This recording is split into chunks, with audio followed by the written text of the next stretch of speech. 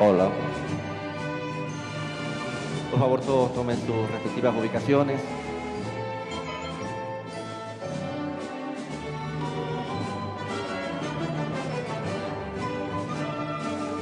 Por favor, nos ponemos de pie para recibir a nuestro presidente.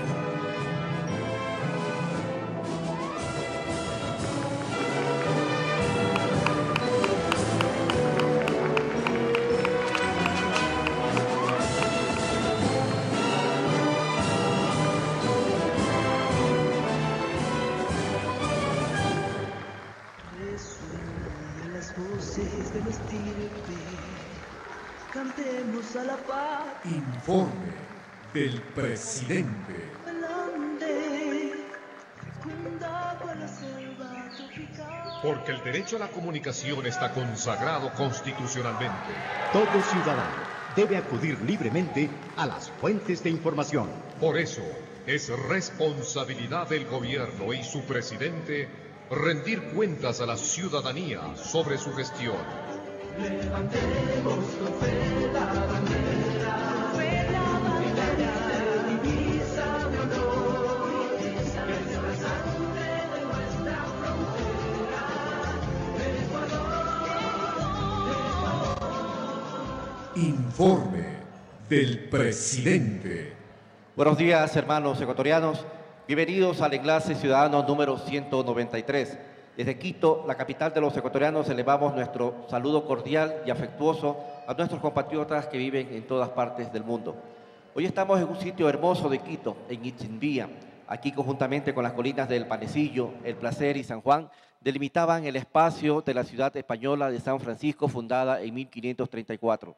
Esta elevación se halla en la parte nororiental de la meseta urbana, a una altura de 2.910 metros sobre el nivel del mar.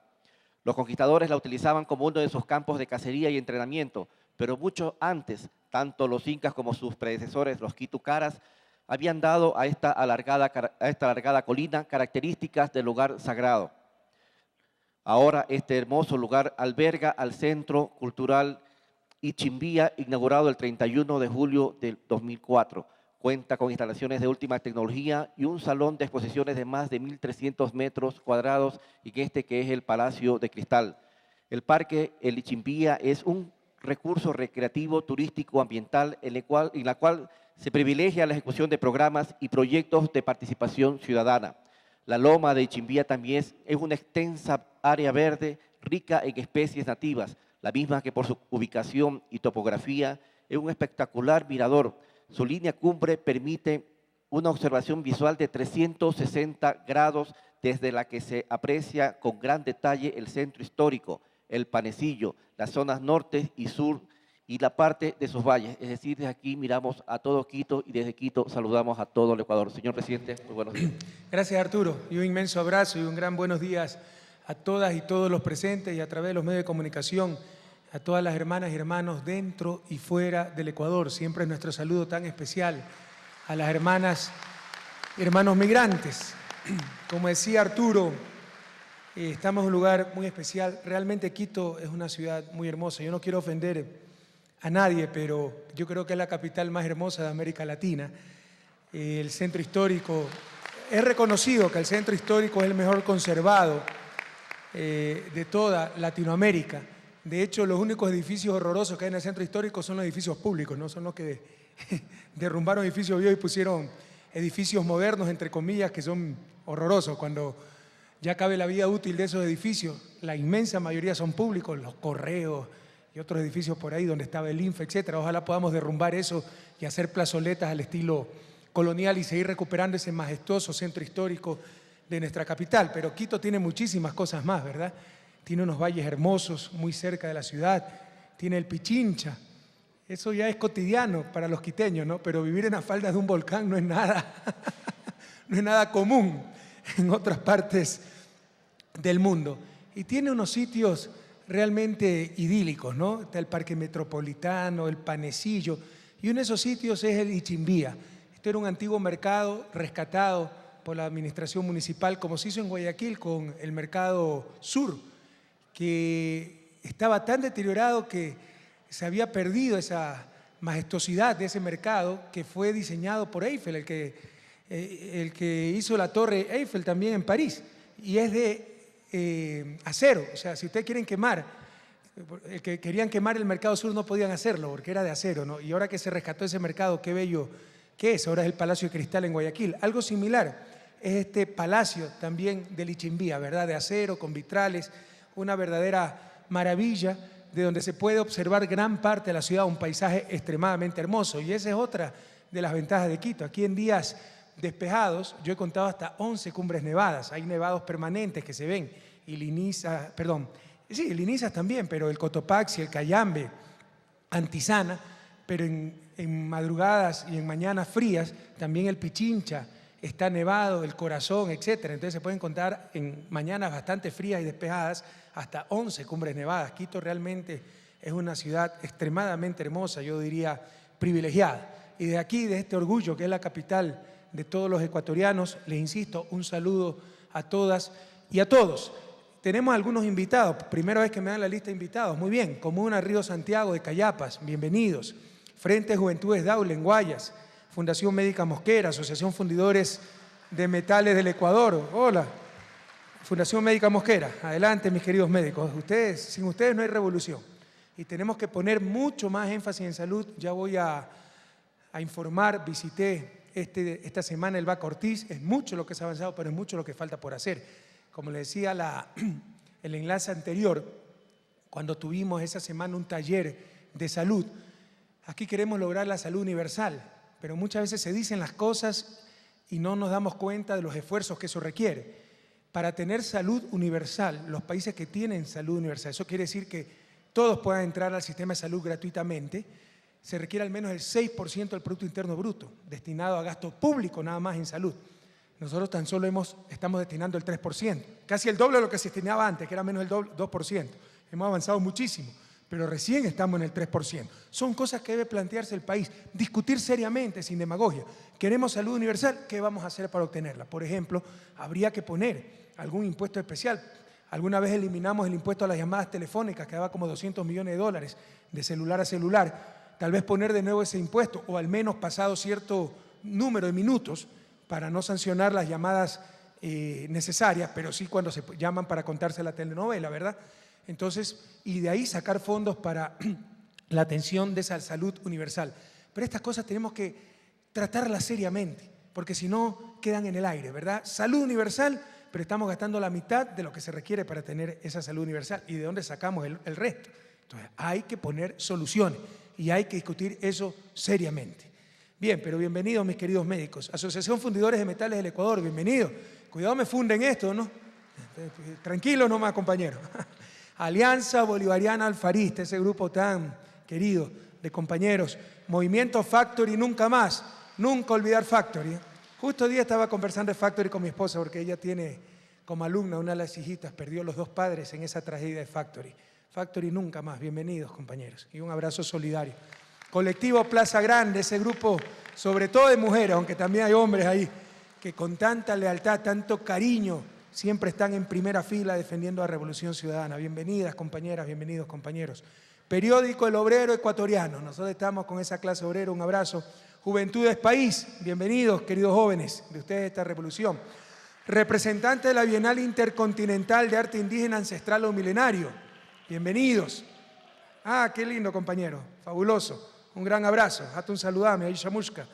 Y también esta semana se dio un evento muy importante, se inauguró el 20 de octubre, primer encuentro internacional en homenaje al pensamiento y acción de ese inmenso ecuatoriano, el obispo de los pobres, Monseñor Leonidas Proaño, que también nos inspira a nosotros. Yo tuve la suerte de conocer en vida a Monseñor Leonidas Proaño y trabajar con sus discípulos, ¿no?, en la línea de su pensamiento. Eso nutre también mi pensamiento social, económico y el pensamiento de Alianza País.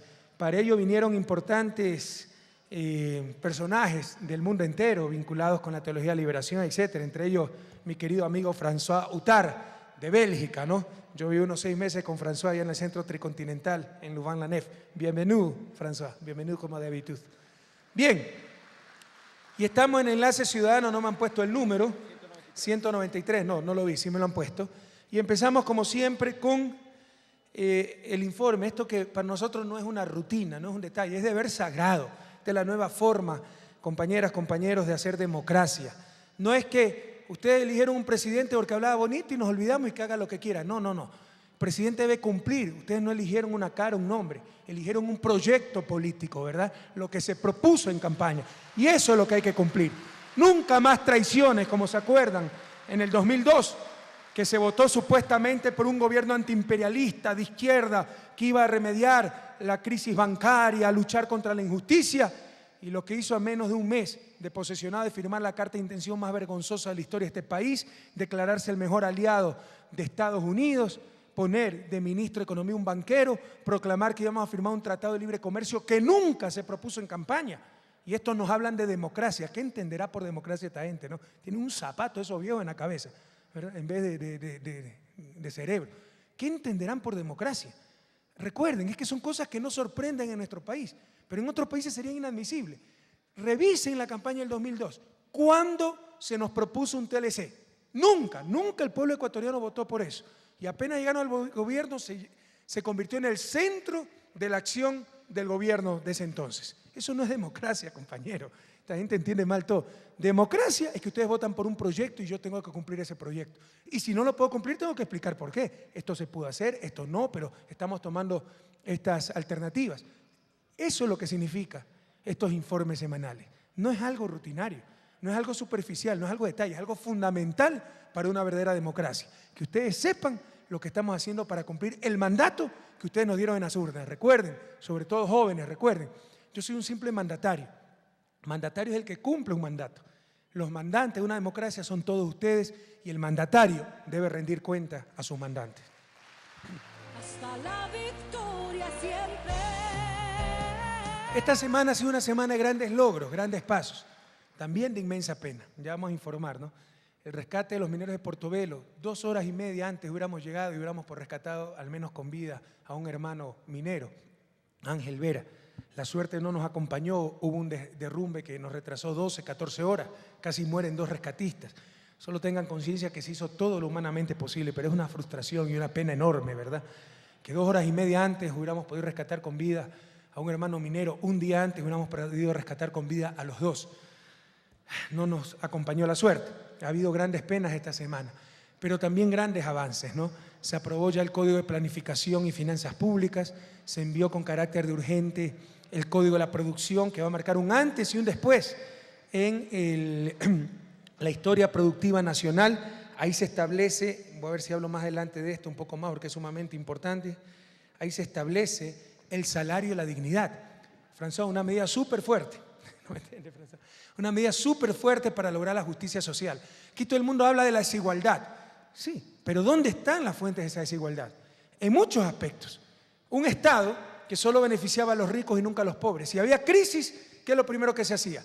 Saquen el subsidio del gas, suban las gasolinas, es decir, que la gran mayoría del pueblo pague la crisis y muchas veces producida por unos cuantos, ¿verdad? ¿Cómo se financió la crisis del 99? Generada por los banqueros, los más ricos de este país, que siguen siendo ricos, ¿eh? Porque quebraron los bancos y no quebraron los banqueros. Hay banqueros honestos, pero hay otros también que son una ficha, ¿no? Como con los que se reunió el que sabemos en Miami, ¿no? Roberto Isaías. No, prohibido olvidar, ¿eh? Prohibido. Y eso quiere volver a ser presidente de la República.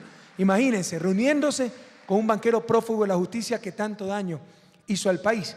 Entonces, ¿qué se hizo para financiar esa crisis? Prohibido olvidar. Nos confiscaron nuestros ahorros, ¿se acuerdan? Nos congelaron nuestros ahorros. Los defensores de los derechos de propiedad, del mercado, de la propiedad privada, haciendo la mayor confiscación de la historia de este país. ¿Cuánto cinismo? Confiscando bienes privados, nuestros depósitos, para salvar a los banqueros. Y así nos robaron 60% de nuestra riqueza. ¿Cómo? Porque cuando nos confiscaron eso, marzo del 99, el dólar valía 10.000 sucres. Si ustedes tenían 1 millón de sucres, tenían $100 en el banco de sus ahorros. ¿Sí está claro eso? Un año después, cuando nos empiezan a devolver nuestra plata que se habían cogido, nos la devuelven ya dolarizados a 25.000 sucres dólar. Es decir, ese millón de sucres se convirtió apenas en $40. Se nos robaron $60. ¿Sí tenemos claro eso, compañeros?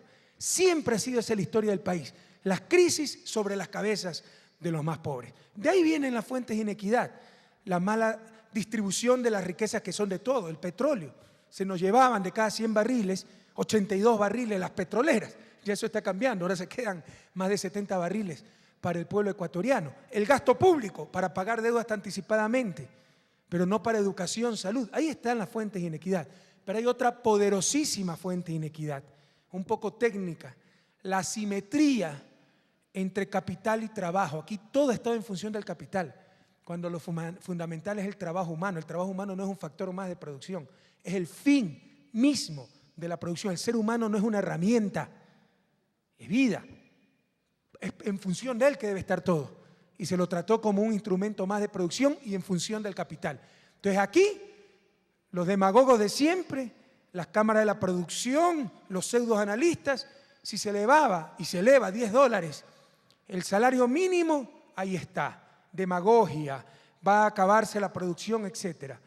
Pero cuando en dolarización los créditos, mientras que en el exterior un crédito en dólares valía, nos cobraba 5 o 6% de interés, aquí nos cobraban 18 o 20%, ahí no pasaba nada. Y esa era la remuneración al capital. O sea, con la remuneración al capital todo estaba bien, así sean realmente abusos.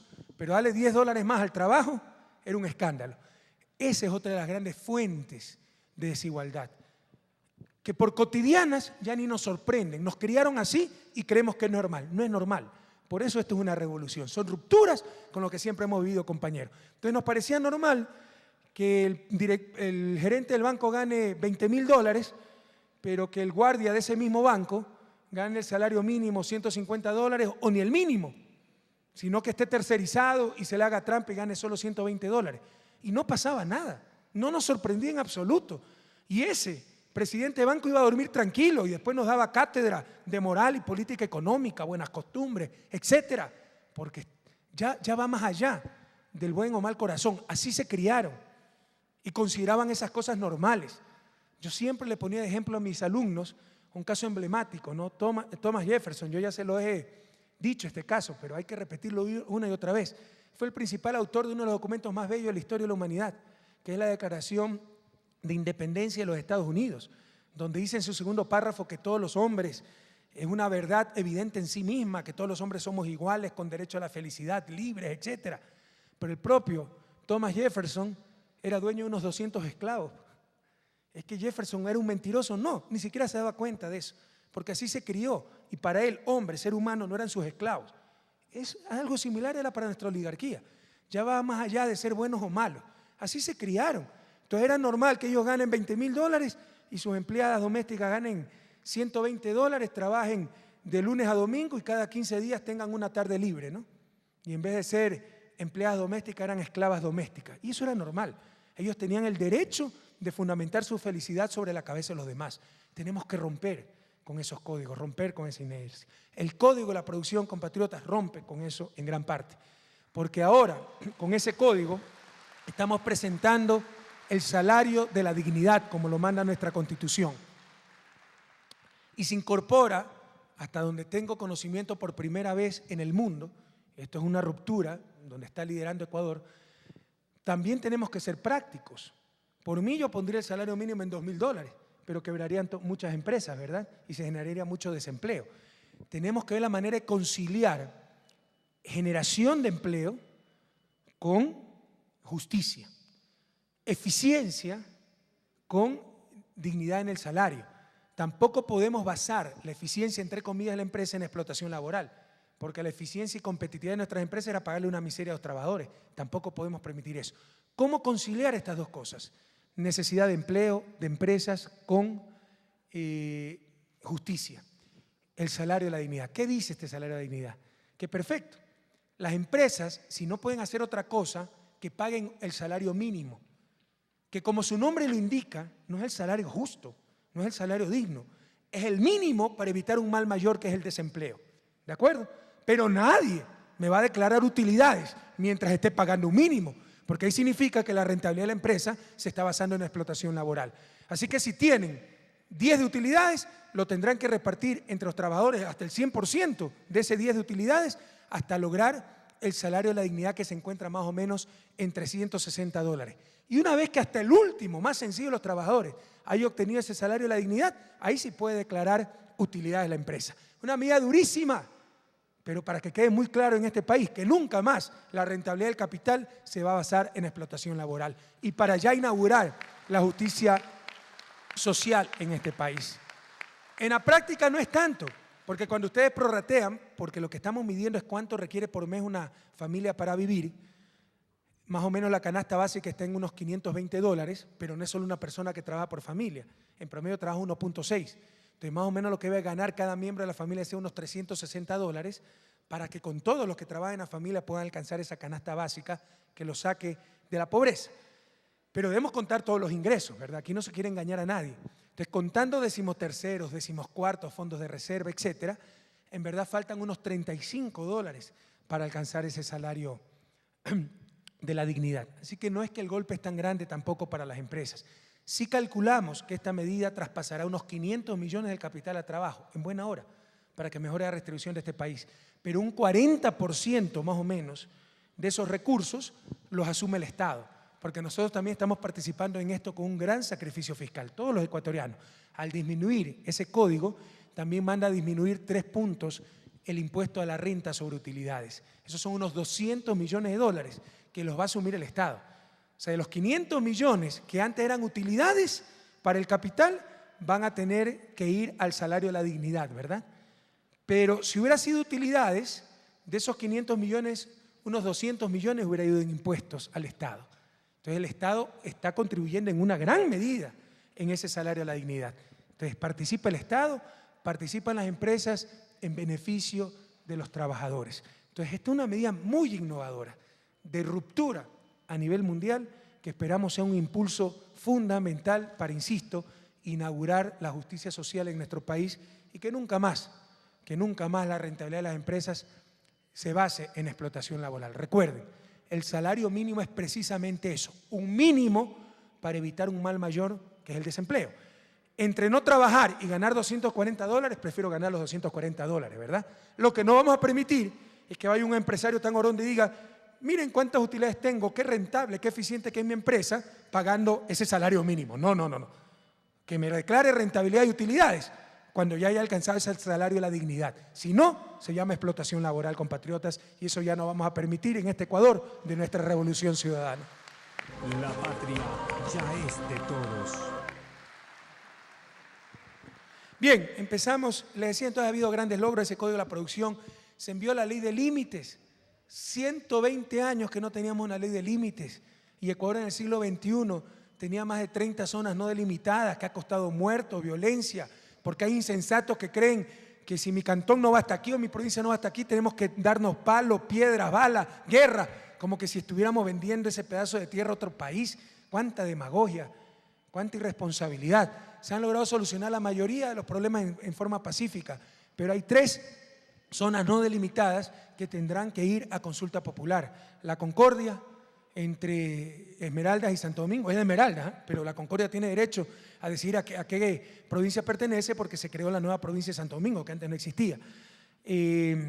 La Manga del Cura, disputada entre Manabí y Guayas, donde los prefectos de Manabí y Guayas nos han dado un ejemplo de civilización, de espíritu democrático. Trataron de arreglar el problema, no se pusieron de acuerdo y los dos decidieron entonces la consulta popular. Eso es democracia, compañero, dejar que la gente decida. Y Ester María, que es un pedacito de tierra entre Guayas y Los Ríos, entonces también se hará ahí una consulta popular. El resto de límites ya están establecidos, ¿no?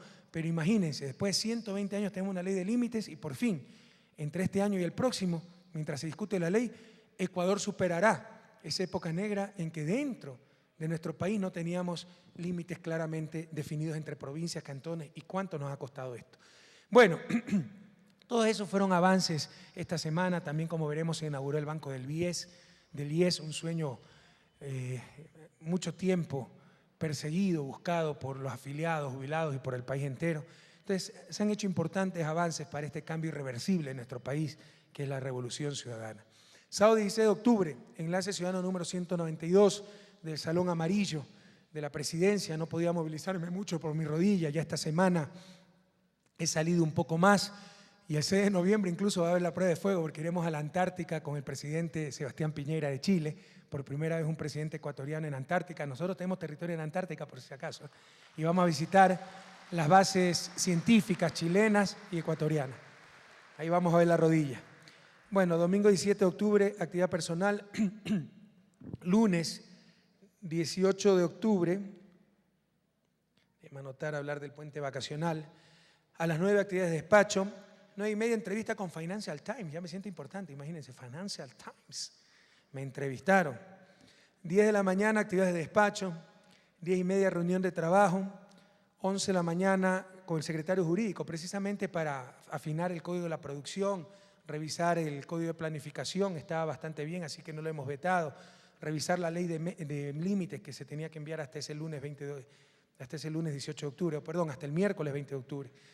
11 de la mañana, ceremonia de relevo de guardia, nos acompañó, lindo este colegio, todos los chicos muy bien portaditos, muy bien uniformados. Colegio Nacional Dr. Emilio Uzcategui de Quito, un abrazo a todos los niños y niñas que nos acompañaron, jóvenes, estudiantes, y a su rectora Marta Guzmán. 11:30, continuamos con la reunión de trabajo con el asesor jurídico, preparando las leyes que teníamos que enviar a la Asamblea. Ahora parece un pecado que el presidente envíe leyes a la Asamblea, ¿no? O que se vete ciertas leyes. Por si acaso, la mayoría de leyes que hemos vetado, educación superior, educación superior, servicio público, fueron leyes que envió el Ejecutivo, que en Asamblea nos las reforman. Yo tengo todo el derecho de ratificarme en mis criterios. Y ahora eso le llaman antidemocrático, porque se rompen los acuerdos en Asamblea. Fíjate, son unas cosas como no tienen de qué criticarnos, qué tonterías que hablan ciertos medios de comunicación y ciertos analistas. Siempre ha habido la capacidad de veto en este país.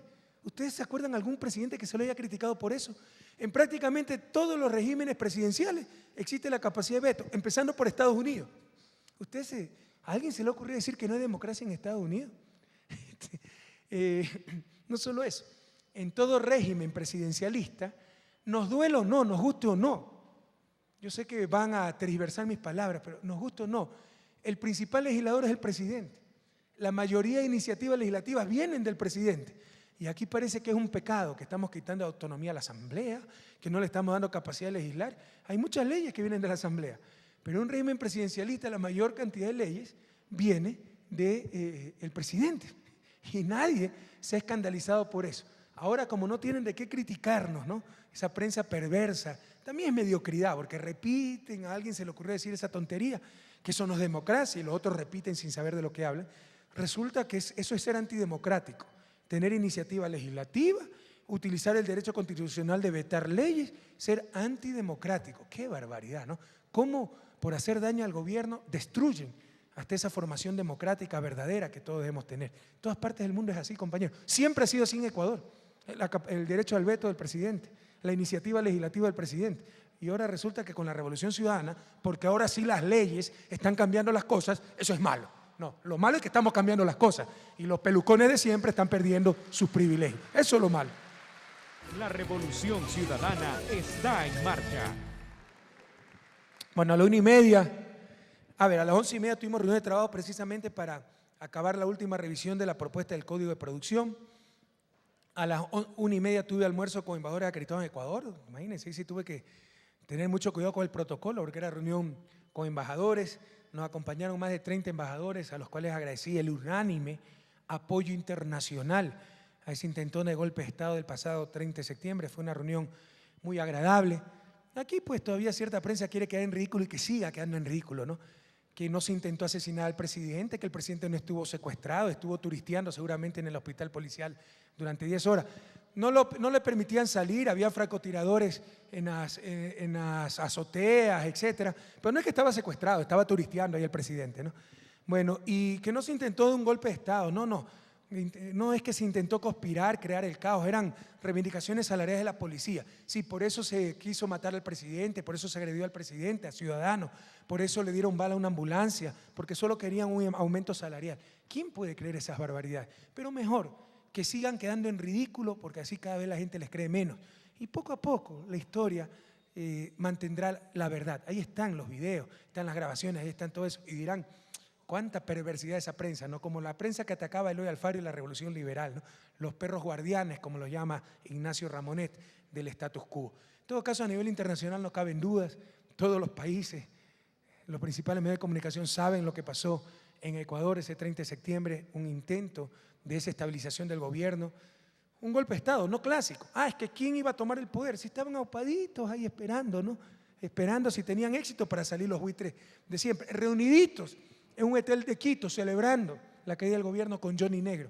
Ahí en el Hotel de Parque, tenemos los videos. Quien separó eso y pagó la cuenta es el diputado alterno Madera de Guerrero, o social cristiano, es lo mismo, ¿no? Este señor Guido Jalil Ripal, de estos aniñaditos que también nos agredieron en la Católica, ¿no? De estos aniñaditos de la crema innata de la oligarquía guayaquileña que se creen con derecho a todo. Ese fue el que separó las habitaciones, pagó la cuenta, entonces se reunió ahí la oposición con Johnny Negro, ya estaban celebrando la caída del gobierno. Y le salió el tiro por la culata porque el pueblo ecuatoriano salió a respaldar la democracia y esa democracia hoy está más fuerte que nunca. Y todo el mundo sabe, y le vamos a demostrar con las encuestas dónde están los culpables de esta conspiración. Ya nadie les cree y al tratar de tapar el sol con un dedo lo que hacen es quedar en ridículo y perder la poca credibilidad, si es que tienen todavía algo de credibilidad que les resta. 3:30 seguimos con actividades de despacho, a las 4 tuvimos reunión con la ministra coordinadora de política para tratar varios asuntos, no recuerdo exactamente qué tratamos, siempre traten de ponerme los temas que tratamos, no me ponen la reunión, pero no los temas y yo no me puedo acordar de todo. A las 4:30 tuvimos la presentación del presupuesto general del Estado. Uno aprende con estas cosas, ¿no? Entonces ya reviso cada cuenta del presupuesto. A ver, creo que aquí hay, perfecto, maravilloso, hay PowerPoint para que el pueblo ecuatoriano sepa este trabajo que también estamos haciendo, ¿no? Cómo con suma responsabilidad ahora se manejan las cuentas fiscales, el presupuesto. El presupuesto es clave, compañeros. La asignación de recursos sociales no es un asunto técnico, es un asunto político, demuestra la relación de fuerzas en una sociedad. Y el instrumento que mejor refleja esa asignación de recursos sociales es el presupuesto del Estado. Cuando antes la mayor parte de la plata se iba para pagar hasta anticipadamente deuda externa, claramente eso nos decía que lo que mandaban a este país eran los banqueros y los financistas y el Fondo Monetario. Ahora, cuando la mayor parte de esa plata, como veremos, se van a proyectos estratégicos, a proyectos sociales, claramente eso demuestra que aquí en Ecuador mandan los ecuatorianos, que lo principal son los padres de familia, nuestros niños, nuestros jóvenes, nuestros adolescentes. Yo sinceramente creía que no se iba a llenar el Ichimbía porque es lejos, porque recién ayer se decidió hacer el enlace aquí y hemos tenido que poner más sillas de la cantidad de gente que nos vino. Muchísimas gracias por ese respaldo que siempre recibimos de ustedes, compañeros. Saben que nunca les vamos a fallar, nunca. Veamos, aquí está el plan anual de inversiones. Sin inversión no hay desarrollo, olvídense. Esto es lo que satanizan, el gasto público. Esto es inversión. Es como que se le diga a un empresario, no ponga la nueva máquina, así sea un negocio súper rentable. ¿Por qué? Porque va a haber más gasto. Absurdo. Peor, si se le ha dañado la máquina, ¿qué va a hacer su negocio? Y le dicen, no compra nueva máquina, más gasto. Va a endeudarse. Déficit. No puede ser. Absurdo. Lo importante es en qué se gasta. Si se gasta en puentes, como el maravilloso puente que vamos a inaugurar en pocos días, el más largo de la historia del país, hecho por manos ecuatorianas, un orgullo nacional. El puente de Bahía San Vicente, el 3 de noviembre en la fiesta de Bahía lo vamos a inaugurar. Un abrazo al Cantón Sucre, al Cantón San Vicente. Y por si acaso, permitan el tráfico de que esté listo el puente. No es que me esperan a mí para inaugurarlo y mientras tanto cerrado el puente. No, permitan el paso y el 3 de noviembre hacemos una ceremonia bonita, pero que la gente ya pueda utilizar. Esa es la mejor inauguración, que la gente ya pueda utilizar ese puente. Entonces eso, compañeros, lo importante es en qué se gasta, en qué se invierte. Puentes, carreteras, hidroeléctricas, etc. Esa es la mayor prudencia, saber invertir. Entonces, este año vamos a aumentar aún más la inversión pública, 10% a 4.563 millones de dólares. Esto no es solo gobierno central, son también gobiernos autónomos descentralizados, es decir, municipios, prefecturas, que tienen un importante componente de inversión y son también empresas públicas, sigamos. Aunque aquí no está Petroecuador, me parece, con Petroecuador si llegamos a 6.000 millones más o menos de inversión. A ver, los recursos por sectores, recuerden, a ver, ya me cambiaron la diapositiva, está bien. Lineamiento de inversión. estamos poniendo énfasis en los sectores estratégicos. Sectores estratégicos es sembrar hoy para cosechar mañana. Si tenemos hidroeléctricas, no vamos a tener que importar combustible y vamos a tener divisas en el futuro para destinar más a educación, salud, etc. Si tenemos refinerías, no vamos a tener que vender crudo, sino podemos vender derivados y ganar mucho más dinero. Si tenemos telecomunicaciones, mejora la competitividad, la productividad. Entonces, todo eso es sectores estratégicos. Entonces, estamos poniendo énfasis en expansión de los sectores estratégicos, cambio de la matriz de energía en general. Consumimos mucha electricidad. Vamos a tratar de generar gas natural, gas licuado. Ya tenemos, la planta va a estar lista en diciembre y el primer proyecto va a empezar en Cuenca, donde mucha industria va a tener gas licuado de petróleo para la industria. Y consolidación de la soberanía energética, ya no ser deficitarios en energía. Otro lineamiento, la inversión, sostenimiento de la inversión social. ¿Qué es inversión? Que no se puede cuantificar bien. Yo una hidroeléctrica sé cuánto me produce.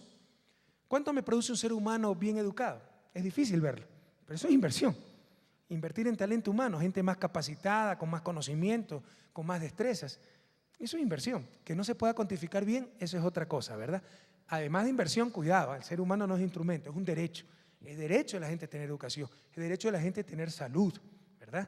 No solo son las implicaciones productivas que las tiene, pero así no tuviera implicaciones productivas, son derechos humanos en sí mismos, educación, salud, etcétera, y continuaremos con esa inversión social, compañeros.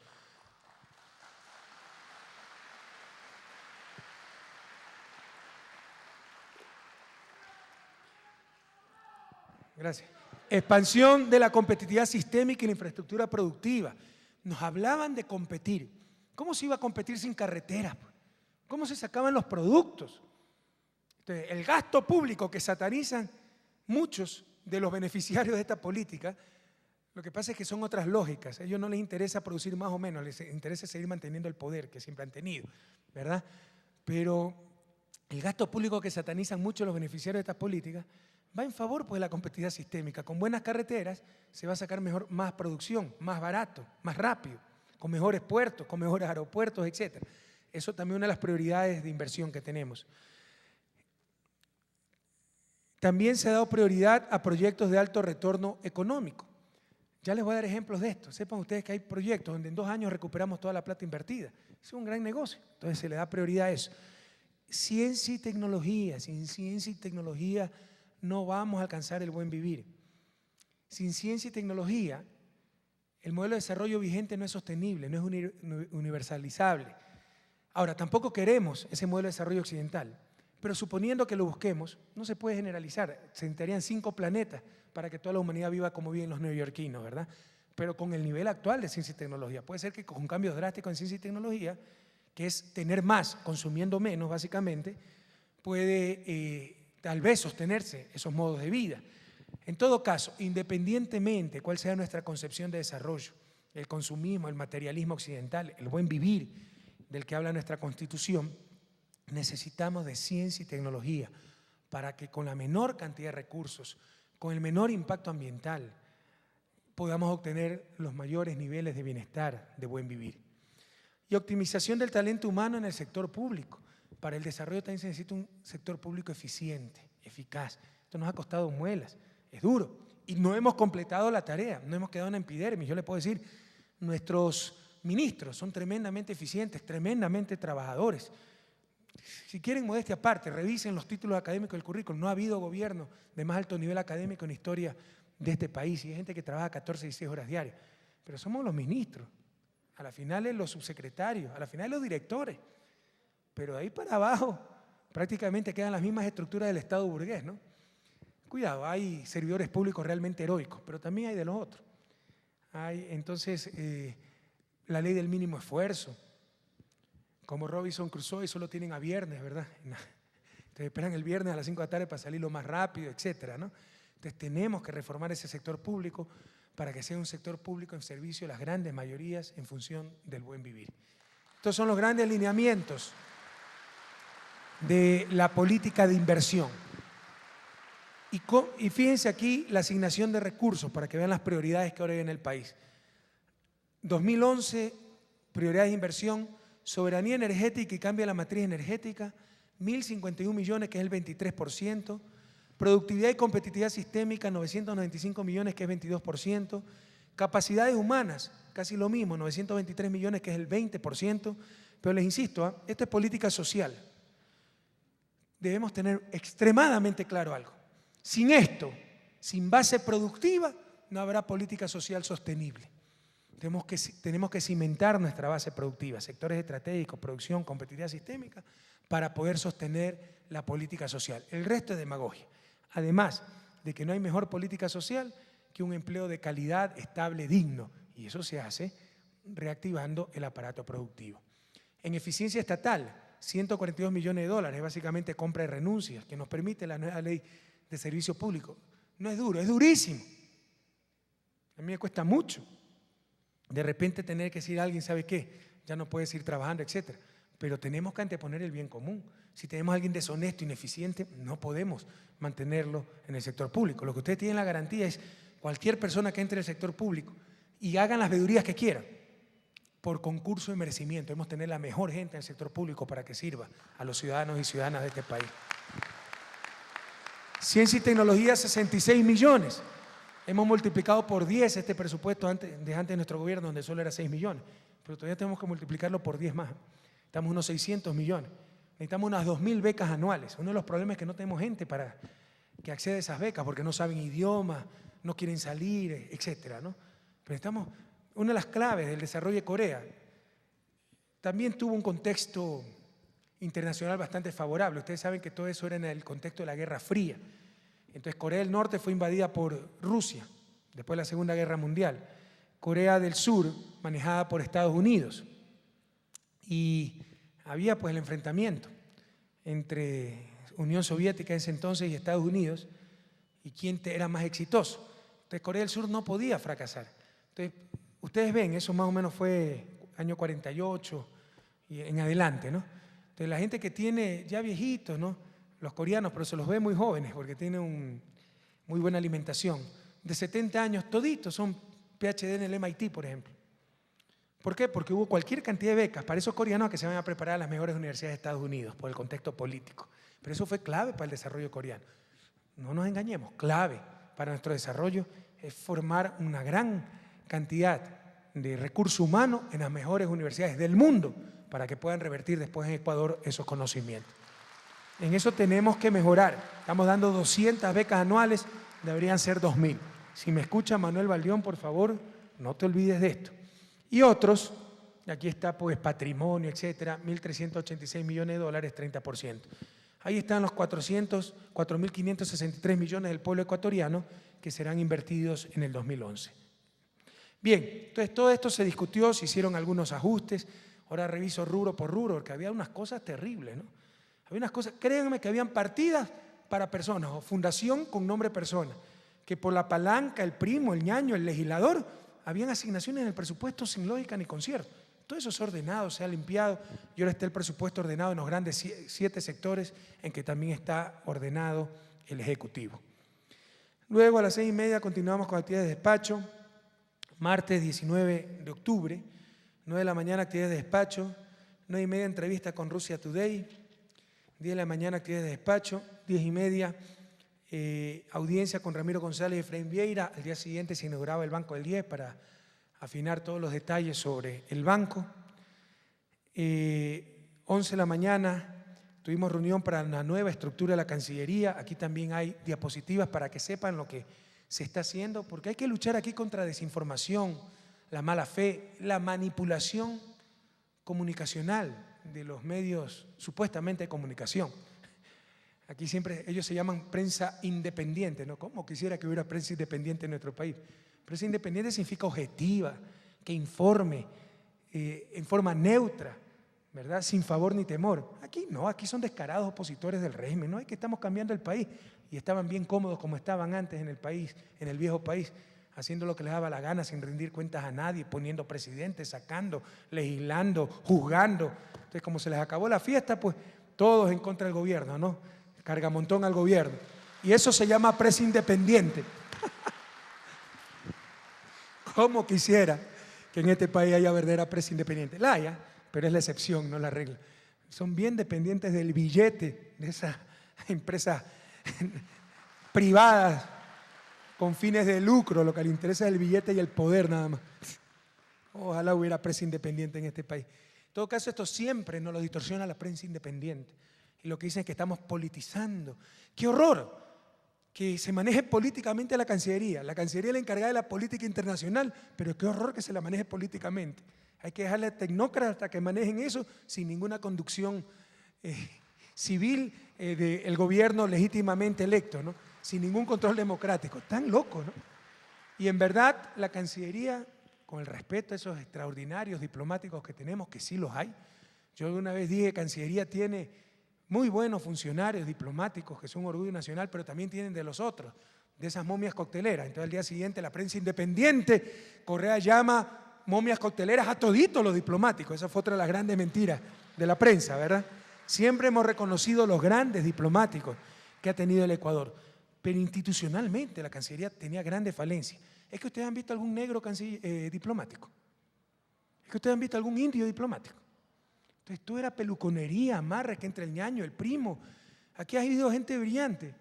Le va a molestar, pero por ahí está mi asistente, Marianita, que es brillante, maneja varios idiomas, ha sido la mejor alumna de su promoción, de la universidad, tiene como 2 maestrías y está disponible por si acaso. Pero eso sí, el visto bueno lo pone el equipo presidencial, Marianita.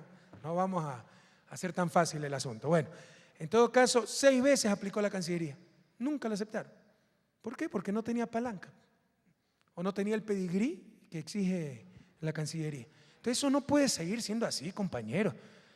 ¿Ustedes creen que en la formación de los diplomáticos alguna vez hay el concepto de atender a los migrantes? No, ellos no están para esas nimiedades, están para las grandes negociaciones y esas cosas, pero atender a un migrante, ¿qué va?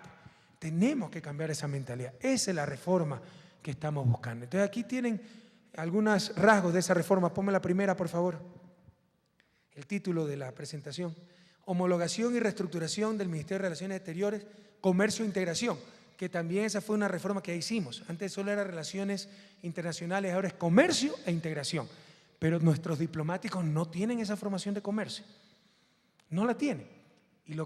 Y la prioridad debe ser abrir mercados para el país, atraer inversiones, conseguir financiamiento, pero no tienen la formación para eso. Entonces ese es otro cambio que hay que hacer. Entonces aquí está la estructura vigente, que ya la hemos reformado. 2 viceministerios, antes había 1, 9 subsecretarías, 49 direcciones generales y direcciones. Esta es la nueva estructura: 2 viceministerios, 8 subsecretarías, 4 coordinaciones generales, 40 direcciones y 6 coordinaciones regionales, por las regiones que hemos dividido el país. Sigamos.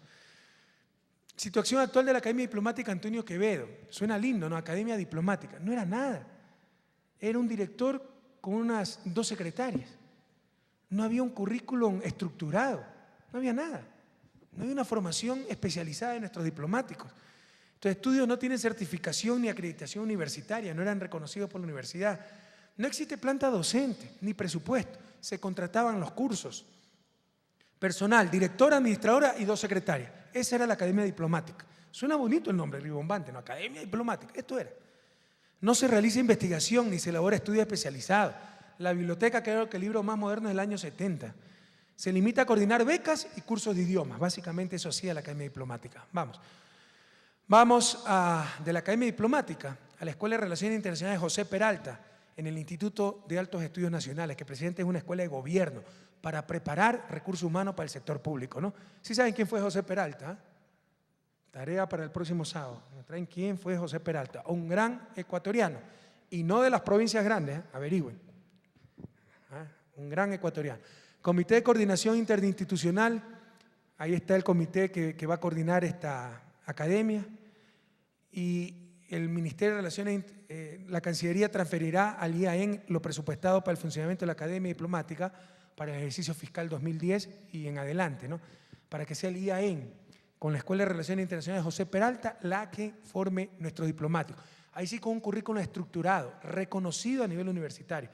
Antes ustedes se graduaban de abogado, aplicaban a la academia, si tenían palanca los aceptaban y le daban unos cursitos por ahí sueltos, tal vez idiomas, por ahí. Y esa era la formación de nuestros diplomáticos.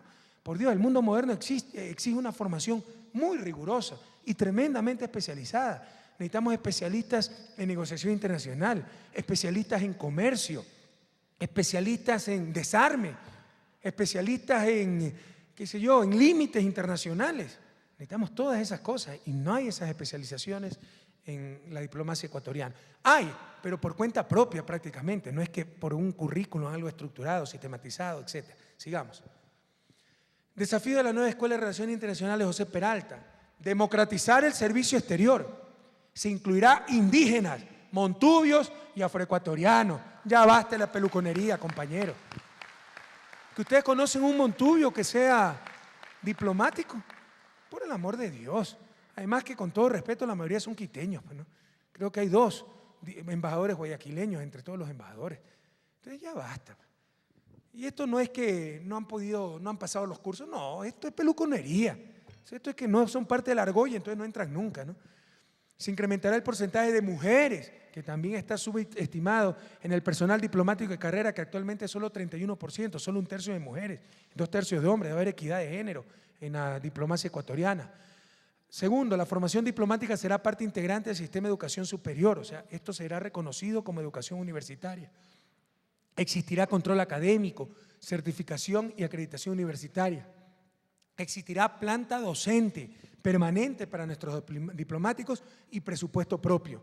Tercero, la Escuela de Relaciones Internacionales José Peralta, yo sí sé quién es José Peralta por si acaso, pero el próximo sábado a ver qué me dice, producirá estudios especializados de política exterior, creación del Centro de Estudios Estratégicos, Grupo de Pensamiento, visión especializada en las relaciones internacionales. Sigamos.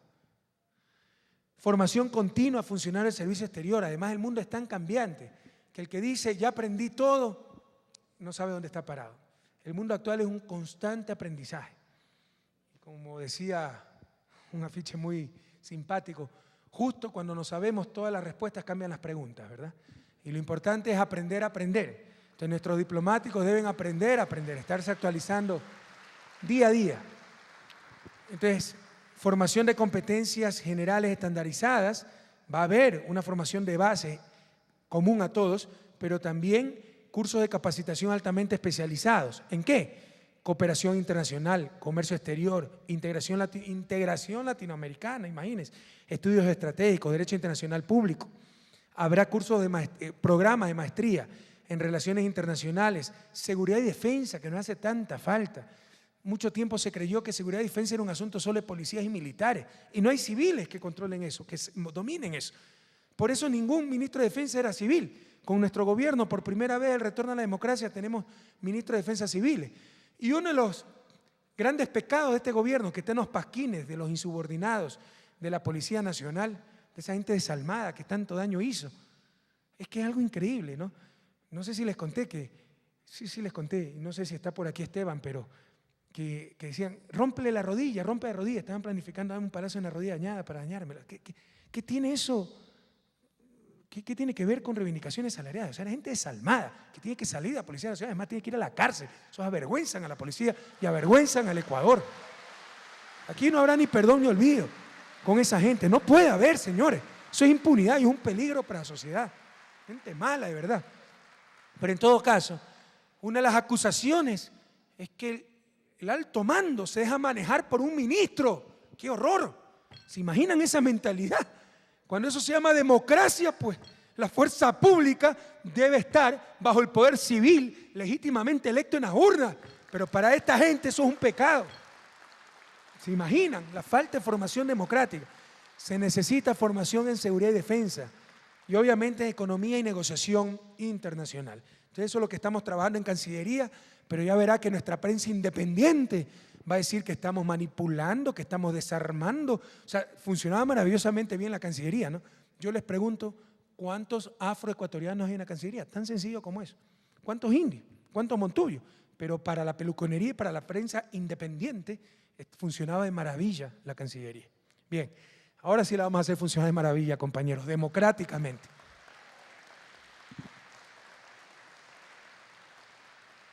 Luego, a las 11:30 tuvimos reunión preparatoria al Gabinete Binacional Ecuador-Perú, y estas cosas no son jura a la bandera, no son para tomarse las fotos, tenemos seguimiento de cada uno de los proyectos. La buena noticia es que la mayoría de los proyectos avanzan. Ese Puyango Tumbes, Dios mediante, ya se empezará a construir el próximo año, después de 40 años de espera. Y esa es la forma de integrar a las naciones con proyectos binacionales.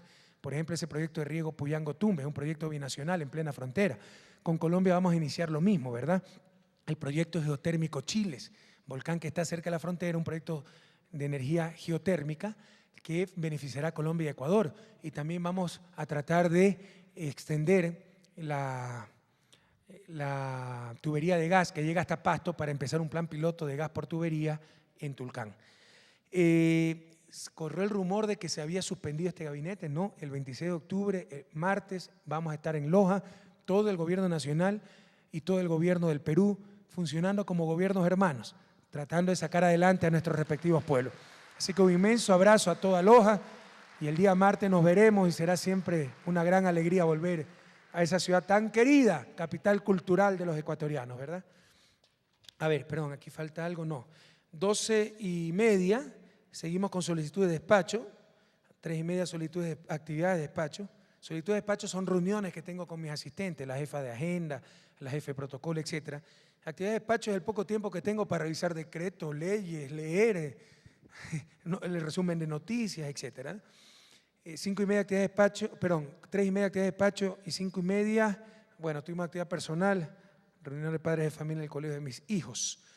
Miércoles 20 de octubre, 9 de la mañana, actividad de despacho, 9:30, entrevista con Global Bloomberg TV. Ya me siento importante, ¿sí? Hasta esto de la banca inversión vienen a entrevistarme ahora, ¿no? Después de cómo le hemos dado, como bomba y fiesta le hemos dado esto. Bueno, 10 de la mañana, actividades de despacho, 11, traslado hacia Santa Rosa. A ver, aquí sí. Yo todos los días estuve comunicado para ver cómo iba lo de los mineros. No podía movilizarme hasta esta semana, si no hubiera tal vez estado antes en Portobelo, tierra tan querida, acompañando a la familia de los mineros. Pero ese día de mañana me informaron que ya estaban a 3 horas más o menos de llegar y que habían encontrado, nos dio mucha esperanza, las lámparas amarradas dentro de una bota, lo cual era signo de vida. Entonces decidí, y por eso siempre pongo en aprietos al personal de seguridad y de logística, y les agradezco mucho la paciencia, ir a Portobelo. Tenía la entrevista que no podía suspender, pero inmediatamente después de la entrevista despachar algunas cosas e ir al aeropuerto. Entonces todo estuvo listo a las 11, cogimos el CASA porque el Legacy, eso es lo que no entiende la gente, la Legacy es un avión del Estado. Estaba en Guyana, en viaje a Guyana llevando al canciller, ese día estaba llevando al canciller, si el día anterior había llevado al capitán Alex Guerra, ya les cuento que ya está en Estados Unidos. Entonces eso se lo utiliza para el canciller, vicepresidente, ministro de Defensa, misiones de ministros, emergencias como llevar un herido, etcétera, cosa que ese avión se le saca el jugo, ¿verdad? Y cuando no está el avión, pues tengo que viajar en turbohélice, como siempre he hecho. Entonces fuimos en el avión CASA a Santa Rosa, llegamos a eso de las 12:30 y de ahí en helicóptero a Portobelo, esperando tener buenas noticias, ¿no? Cuando llegamos me entero de que había un derrumbe que ha retrasado unas 10, 12 horas las actividades de rescate. Ahí le dimos un abrazo solidario a los familiares ya de los mineros fallecidos, que eran Walter Vera y Paula Aguirre. Paula Aguirre no estaban los familiares porque es peruano, pero el Walter Vera sí. El padre de 3 hijos, estaba la esposa, etc. Y bueno, un abrazo también de esperanza a los familiares de Ángel Vera y Pedro Mendoza que se encontraban aún enterrados, ¿no? Se verificó todo qué es lo que se había hecho, la estrategia que se había considerado, fue la estrategia correcta. Los compañeros estuvieron donde se pensó que estaban, desde el principio. No se equivocaron en eso los técnicos. No digo, no nos equivocamos porque yo no sé nada de eso, ¿no? Entonces estaban, ahí si ven en la pantalla, estaban en una especie de chimenea para arriba. Ellos no mueren con el derrumbe, los 2 primeros sí mueren con el derrumbe. Ellos quedan, al ver el derrumbe, suben por esa escalera que es como una torre, sin salida. Y esperan ahí.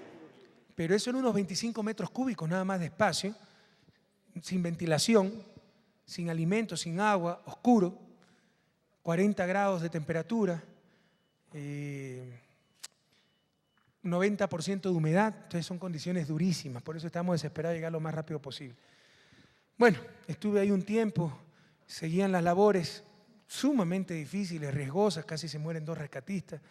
Ya vuelvo a Quito y de noche me dan la terrible noticia, qué frustración. Si para uno es tan frustrante, me imagino para los compañeros de Portobelo, para sus familiares, que un compañero, Pedro Mendoza, llevaba de 20 a 30 horas de fallecido, es decir, no fallecieron con el derrumbe, y si hubiéramos llegado un día antes, tal vez lo rescatábamos con vida. Y Ángel había muerto 2 horas antes, estaba hasta caliente, por eso me dicen, parece que uno está con vida. Y dijo, bueno, aunque sea uno, lograr salvar, y ya había fallecido, pero había fallecido hace tan poco que aún tenía caliente el cuerpo, ¿no? Qué dolor y qué frustración. Solo nos queda, compañeros, tener la certeza que se hizo lo humanamente posible por salvar a estos hermanos ecuatorianos, en todo caso, y al hermano peruano, Pablo Aguirre. En todo caso, en estas cosas uno se siente tan inútil, pero un abrazo solidario a sus familiares y solo ratificarles que no estarán solos. El gobernador del Oro tiene instrucciones precisas, está en contacto con ellos para ayudarlos a tener casita propia, becas para los chicos, etcétera. No van a estar solos, haremos lo posible para respaldarlos, pero obviamente la pérdida de un ser querido, esposo, padre, hijo, es irremediable. Solo nos queda darles nuestro abrazo solidario a las familias de los mineros y a todo Portobelo, Saruma, Piñas, región minera del país que han sentido pues esta tragedia. Y aquí, o sea, dieron bala. En los pasquines nos quitaron nuestros juguetes.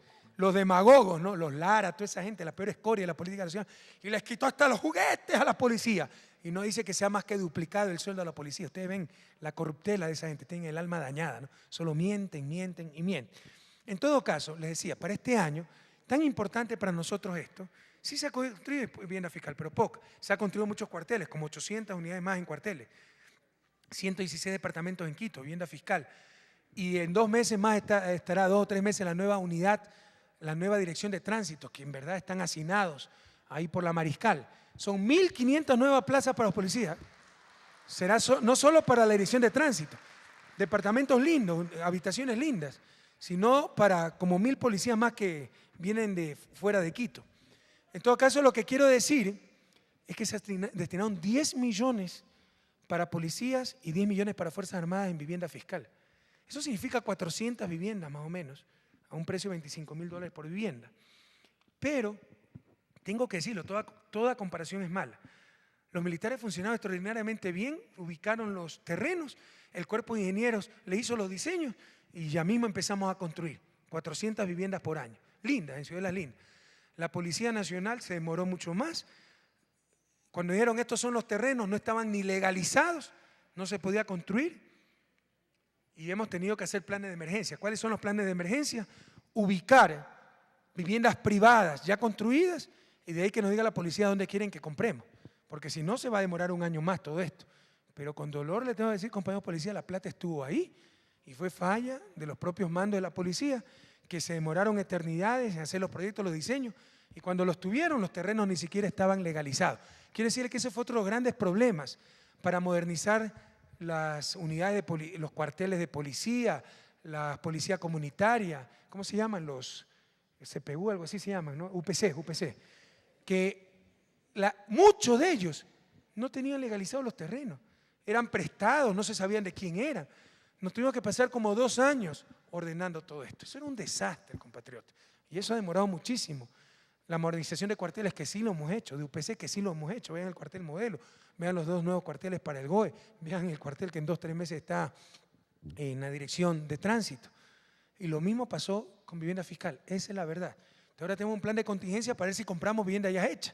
¿Cuál va a ser el problema? Que no va a ser, como nos hubiera gustado, ciudades exclusivas para policías, ¿no? Donde solo vivan familias de policías, sino que van a estar con civiles, etcétera. No hay gran problema, pero es mejor siempre que estén todos juntos, sobre todo cuando son viviendas fiscales y la gente viene de afuera. Entonces veamos, pasemos a lo próximo, por favor. Como les decía, se planificó este año 400 viviendas fiscales para policía, Fuerzas Armadas, 10 millones que pueden revisar. Nunca se ha dado para esto, está en el presupuesto. Toda comparación es mala, pero algunas veces por hiriente que sea es constructiva. Con las Fuerzas Armadas hemos trabajado muy bien, ya se va a empezar a construir esas 400 viviendas. Con la Policía Nacional todo está retrasado porque ni siquiera estaban los terrenos legalizados. Y vamos a ver si empezamos como un plan de contingencia, compramos viviendas ya hechas, ¿verdad? En los diferentes lugares. Ya se va a construir en Mantá y Puerto Viejo, 400 unidades, ya eso está solucionado. Pero También vamos a ver si compramos unidades ya hechas. Oigan, qué bárbaro, ¿no? Cómo se repletó esto que inclusive hemos tenido que poner sillas afuera. Los compañeros de camisetas azules, ¿dónde son? ¿Ve? No escucho. Tricicleros del mercado mayorista. Ah, los compañeros del mercado mayorista, bienvenidos, compañeros. Un abrazo, ¿no? Fuerza, fuerza esos comerciantes. Un abrazo a todos ustedes, ¿no? Yo sé lo duro que es su trabajo, así que todo nuestro respaldo. Bien, por si acaso también estamos trabajando mucho en vivienda propia. Una cosa es la vivienda fiscal, que es inherente a su trabajo, es un deber del Estado de esa vivienda fiscal. Si mandamos un militar que es de Loja Esmeraldas, tiene que tener donde vivir con su familia, por el amor de Dios. Lo mismo si es policía. Pero además de eso, hay los planes de vivienda privado. Con el IFA estamos trabajando muy bien. Con el ISPOL hemos tenido más problemas. Y con el IFA, por ejemplo, vamos a construir 8.000 viviendas particulares en Guayaquil para militares. Pero también hemos logrado avanzar un poco en este sentido con la policía y me parece que estamos construyendo 2.500 para policía. Pero toda comparación es mala, pero quiere decirle que con los militares hemos avanzado más rápido y vamos a construir 8.000 con el IFA. Ahí donde va a ser Guayaquil ecológico, había un terreno ya urbanizado, donde van a estar estas 8.000 soluciones habitacionales. Y todo lo que se puede hacer, porque policía y Fuerzas Armadas y servidores públicos en general. O sea, tenemos que empezar por los propios servidores públicos del Estado para mejorar sus niveles de vida. Así que organícense y ahí están esos bonos de vivienda para que tengan vivienda propia. Todo eso se trató en el gabinete. Bien, a las 5 de la tarde, nos quedamos como hasta las 4 en el gabinete de rehabilitación con el torturador Anthony Sánchez, ya mi rehabilitador que me saca el aire, ¿no?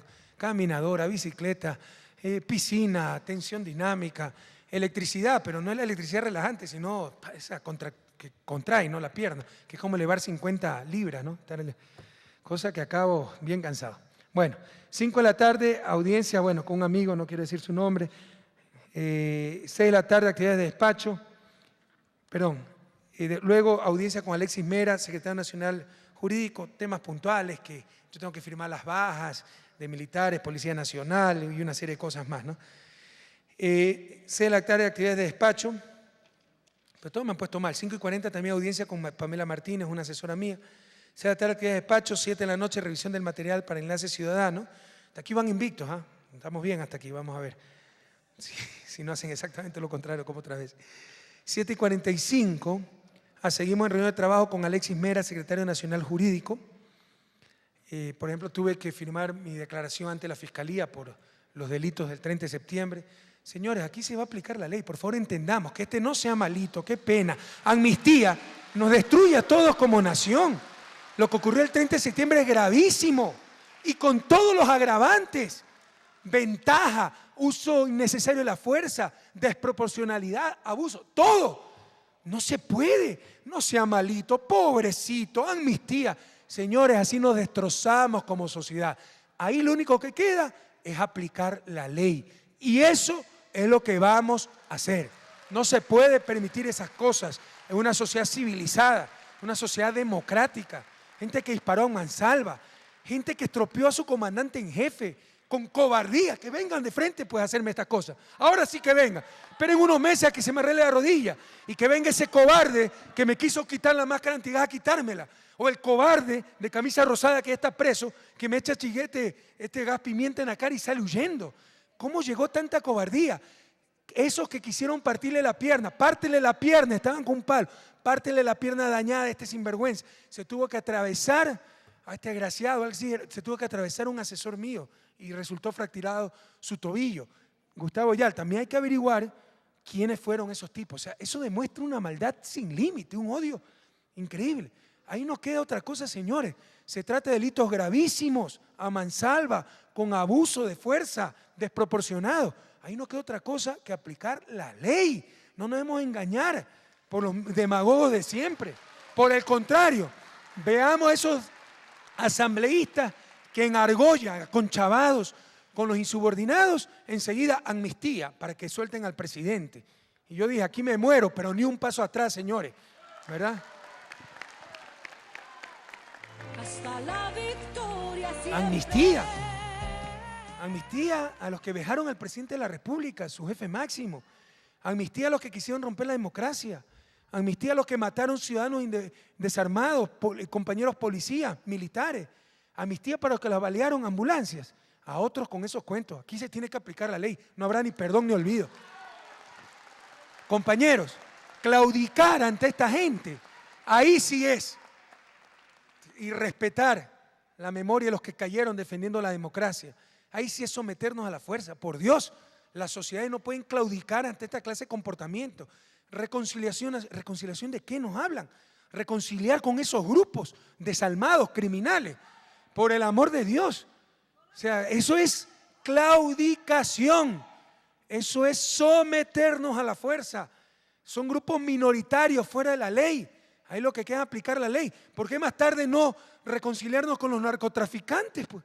Reconciliarnos con los banqueros corruptos que estafaron a todos los ecuatorianos. Por favor, ¿qué locura es esa? Ahí lo que queda contra esos antisociales es aplicar la ley en todo su rigor. Y eso es lo que va a hacer este gobierno. Están locos. Que no nos engañen, compatriotas. Bien. Luego a las 7:15 continuamos revisando enlaces ciudadanos. 7:45, perdón, ya había 7:45 reunión de trabajo. 8 de la noche actividad de despacho y nos quedamos hasta tarde despachando. Y hoy sábado 23 de octubre tenemos el enlace ciudadano número 193. Bien, acabado el informe de esta semana, vamos a algunos extras. Prohibido olvidar. Y las extrañas coincidencias, ¿no? 23 de septiembre, Miami, reducto de la derecha norteamericana, de los cubanos exiliados, enemigos de la Revolución Cubana, de la más grande reacción de Estados Unidos. ¿Quién se reúne? Lucio Gutiérrez, con agentes de la CIA perfectamente conocidos, con Roberto Isaías, banquero prófugo. Imagínense, un expresidente, si tuviera algo de dignidad, sangre en la cara, ¿no? Reunirse con un banquero prófugo. No les extrañe que por ahí venga el financiamiento a todo esto, ¿eh? Porque a esa gente le hemos quitado sus empresas para que paguen al Estado. Entonces están desesperados por hacer cualquier cosa para desestabilizar a este gobierno, ¿no? Reuniditos todos en Miami. Veamos, para que no se nos olviden estas cosas, para que nunca más nos engañen los farsantes de siempre. Adelante el video.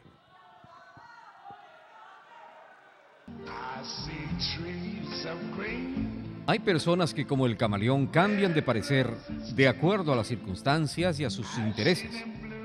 Uno de ellos es el inefable Lucio Gutiérrez, quien en la ciudad de Miami renegó su supuesta ideología que vendió a todo el país para ganar la presidencia en el año 2003. Resulta que ahora, frente a banqueros prófugos como Roberto Isaías, frente a disidentes cubanos de extrema derecha y frente a pseudoanalistas económicos, Lucio resultó haber sido el más ferviente derechista en el Ecuador. Y su discurso cambió. El 23 de septiembre, esto dijo.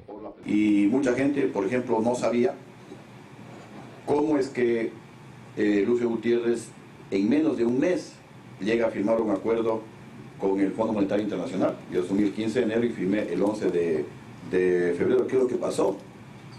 Si yo entraba con un discurso aparentemente adverso a todo lo que es inversión, etcétera, etcétera. Y no sabía, por ejemplo, que desde el 2001, 2002, yo mantuve durante la formación de mi partido político permanentes reuniones con los representantes del Fondo Monetario Internacional en Ecuador, del Banco Mundial, del Banco Interamericano de Desarrollo. Teníamos una buena relación, de tal manera que cuando ganó la presidencia de la República, todo eso permitió que casi de inmediato lleguemos a un acuerdo con el Fondo Monetario Internacional. Antes ya se hizo todo un trabajo, se hizo todo un diseño. Mantuve esas reuniones con los representantes en el Ecuador de los organismos multilaterales de crédito. Ya entregamos esta que es una propuesta del Ecuador y que ha sido aceptada y aprobada por ustedes. Este es el inicio de un futuro diferente, prometedor y yo diría de mucho progreso y de esperanza para el pueblo ecuatoriano. Ya cuando gané, como me apoyaban los indígenas, eso era que aquí iba a explotar la economía, una serie de cosas que se dijeron. Y lo que sí es cierto es que cuando estábamos con los indígenas, y yo les mencioné que tenemos que llegar a un acuerdo con el Fondo Monetario Internacional. Obviamente ellos se opusieron, y por ahí también un poco fue las desavenencias con el sector indígena y se fueron alejando. La carta de intención firmada por Lucio Gutiérrez contemplaba el congelamiento de salarios en todo el sector público.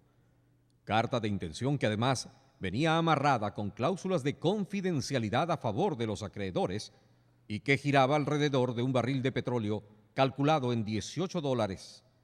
De esta manera, si los ingresos del petróleo caían por debajo del nivel programado, el gobierno lo compensaba con reducción en las áreas de salud, educación, salarios.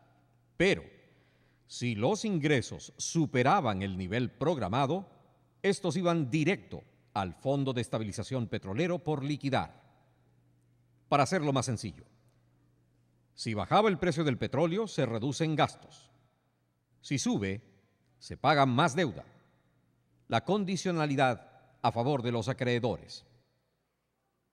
Esto y más firmó Lucio Gutiérrez a menos de un mes de haber tomado posesión, cuando engañó a los indígenas, a los trabajadores, a los jóvenes, a los campesinos que lo apoyaron con un discurso que, como vemos, fue pura pantalla. Con Ciudadanos, nunca olvidar. Pero lo único que supera la incapacidad de este pobre hombre es su falta de escrúpulos, ¿no? ¿Con qué caretuco ahora? Yo desde que fundé mi partido en el 2001 mantuve contacto con el Fondo Monetario y Banco Mundial. ¿Y por qué no lo dijo? Para que la gente sepa por quién votaba. E ir a firmar la carta de intención a la oficina en Washington del Fondo Monetario, un presidente de la República. ¡Qué vergüenza! ¡Qué vergüenza! ¿Y qué carta de intención? Porque ustedes, chicos, no han sacado nada.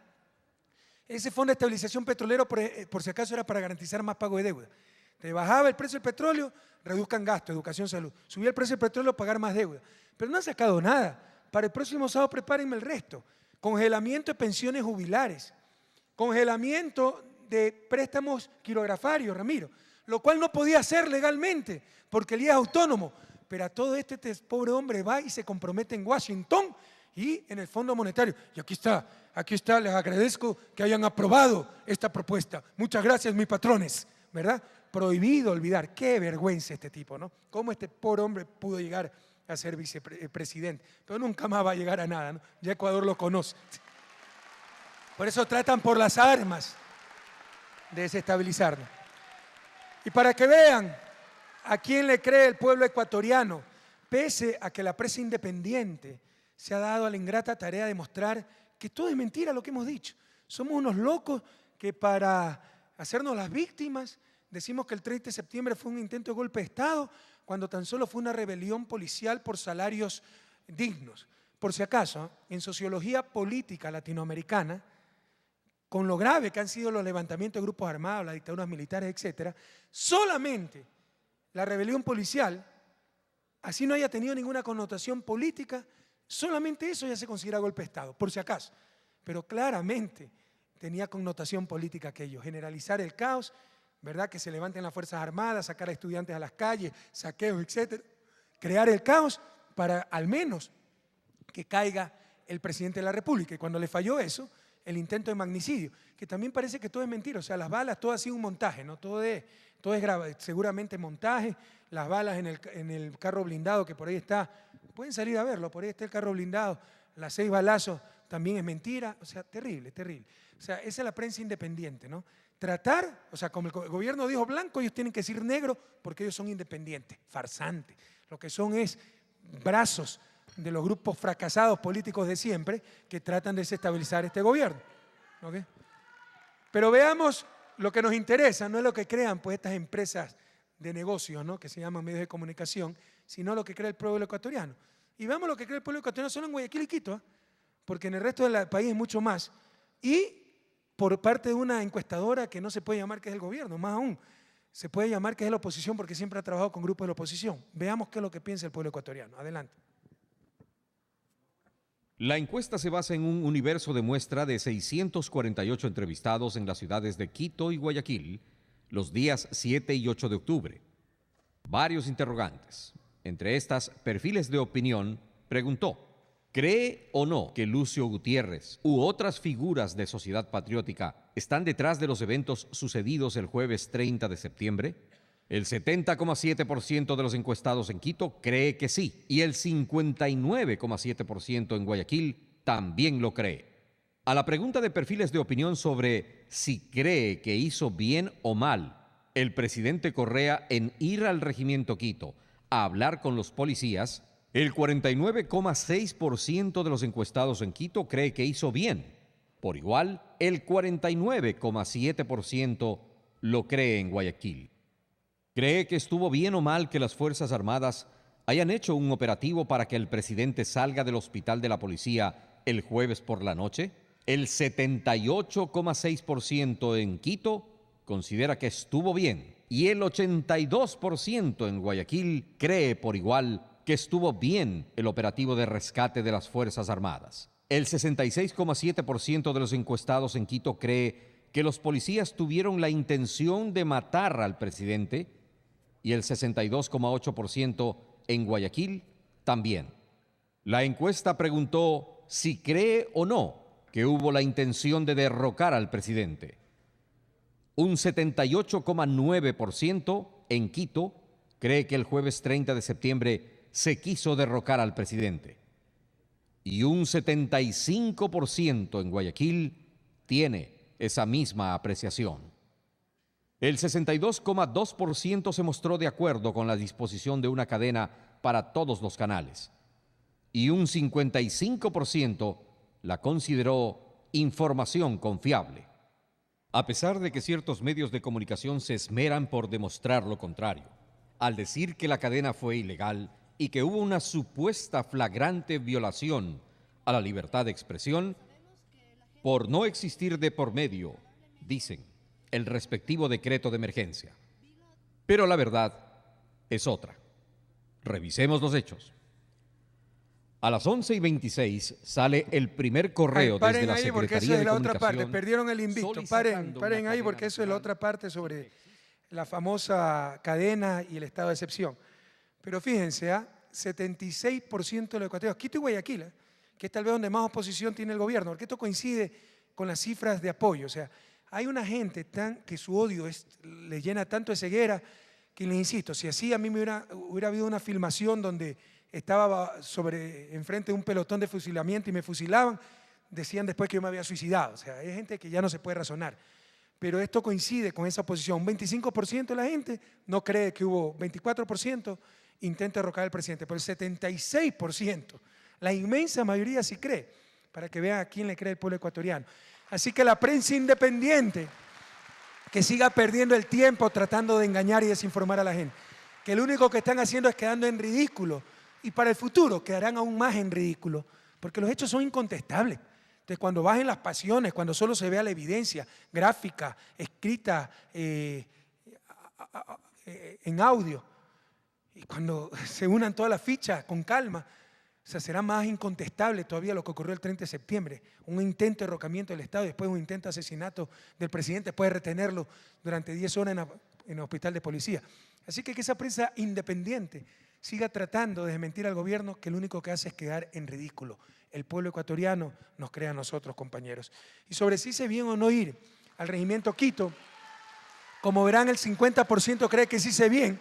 Eso no significa que el 50% no cree que hice bien. Lastimosamente no presenta la encuesta las preguntas negativas, pero normalmente están las preguntas negativas, los que no tienen información, los que no saben, no contestan. En todo caso, la gran mayoría cree que hice bien. Yo lo que quiero ratificar es una cosa, compañero. O sea, por parte de la prensa independiente se ha querido posicionar que yo fui a buscar camorra, a desafiar a los policías, sabiendo que estaban insubordinados. No sabíamos que estaban insubordinados. Creíamos que había un respeto, un cariño por la policía, como siempre nos han mostrado. Fuimos a dialogar, a explicar la ley. Y los que desde el principio no quisieron dialogar fueron los amotinados. Si nos reciben con gases lacrimógenos, nos bloquean la caravana, nos pinchan las llantas, mueran comunistas, viva Lucio Gutiérrez. Ahí nos dimos cuenta que era una celada política. Entonces no traten de tergiversar todo. Los únicos que no quisieron dialogar fueron esos insubordinados, porque la agenda no era por mejoras salariales ni nada por el estilo, por los supuestos perjuicios de la ley de servicio público. Era una agenda política extremadamente clara. Entonces yo nunca supe pues que había eso. Cuando llegamos es que nos dimos cuenta de la trampa. Y si volviera a ocurrir, si con la información que tenía volviera a ir, pues a conversar como comandante en jefe de la Policía Nacional, a dialogar para explicarles una ley que es buena para todos ellos. Pero la prensa independiente trata de tergiversar todo. Nosotros somos los que fuimos sin ánimo de dialogar. O sea, el presidente va sin ánimo de dialogar y por eso nos pinchan las llantas, nos bloquean la caravana presidencial, nos insultan, nos echan bomba lacrimógena. Qué perversa, ¿no? Qué mala fe que es cierta prensa. Pero esa es la prensa libre e independiente. ¿Cuánto daría yo por tener verdaderamente prensa libre e independiente en nuestro país? Y para que vean cómo se miente, ¿no? Los caretucos de siempre, la gente de mala fe, la gente que ni siquiera respeta a nuestros jóvenes. Aquí debe unirse todo el país. No pueden manipular a nuestra juventud. No pueden poner a nuestra juventud en carne de cañón, como carne de cañón. Lo del 30 de septiembre era peligrosísimo. Y lo que hacen algunos irresponsables es ir a sacar estudiantes de colegios de Guayaquil para tratar de seguir armando el caos. Y si morían estudiantes, después se rasgaban las vestiduras, ¿verdad? Jamás olvidar esto y jamás olvidar la hipocresía, porque ahora tratan de negarlo cuando los hechos son contundentes. Veamos el siguiente video, por favor. Como a mí me conocen y yo llego a las escuelas, los niños incluso, y en el jardín, en todos lados, Mary Zamora. Entonces me dicen, Mary. Entonces yo saludé con los chicos así afuera en el patio. Yo quiero que me demuestren, y eso que les voy a decir, que si yo he entrado al colegio, he ido a sacarlos de las aulas escolares, he ido a plantearles estos puntos de vista que plantea el gobierno nacional, porque lo que ellos están mostrando es lo que pasó. Ahí está, que nunca entró al colegio. ¡Únete, Aguirre! ¡Únete! ¡Aguirre!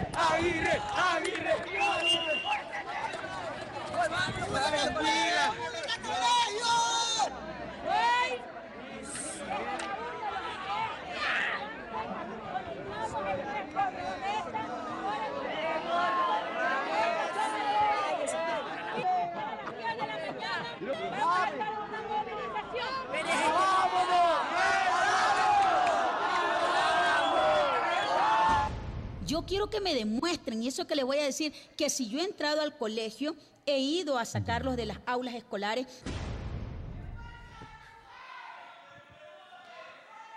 Cuánta hipocresía, ¿no? Esa es otra Cuánta mentirita. hipocresía. Y esto es maestra de la patria. ¡Qué vergüenza! Por favor, los maestros en las próximas elecciones de la UNE, ya libérense de esta clase de gente. ¡Qué hipocresía! Que me demuestren si yo fui al colegio, está en pleno colegio. Si yo saqué a los chicos, ahí los está sacando. Y chicos del Aguirre, del Vicente, del Simón Bolívar, por favor, ya no se dejen manipular por estos irresponsables. ¿Contra qué están luchando? Únete, Aguirre, únete, vamos. ¿A dónde? Porque no quieren tener clase. Rechacen a esos irresponsables que aprovechan cualquier oportunidad para suspender las clases. Estudiantes mismos. La mayoría de los chicos del Aguirre, Vicente, Simón Bolívar son chicos serios. A estudiar, esa es la mayor responsabilidad que tienen con la patria. Quieren cambiar este país, quieren lograr justicia social. No se hace tirando piedras, no se hace persiguiendo irresponsables como Mary Zamora. Se hace preparándose, capacitándose. La mayor responsabilidad que tienen en estos momentos es estudiar, chicos. Nunca más se deben manipular por esta clase de irresponsables y mentirosos y cobardes. Porque ahora sí dicen, demuéstrenme que yo estuve en el colegio. Ahí están los videos. Esta gente tiene que ser juzgada. Puso en riesgo a nuestros jóvenes. No puede haber irresponsables de esta calaña.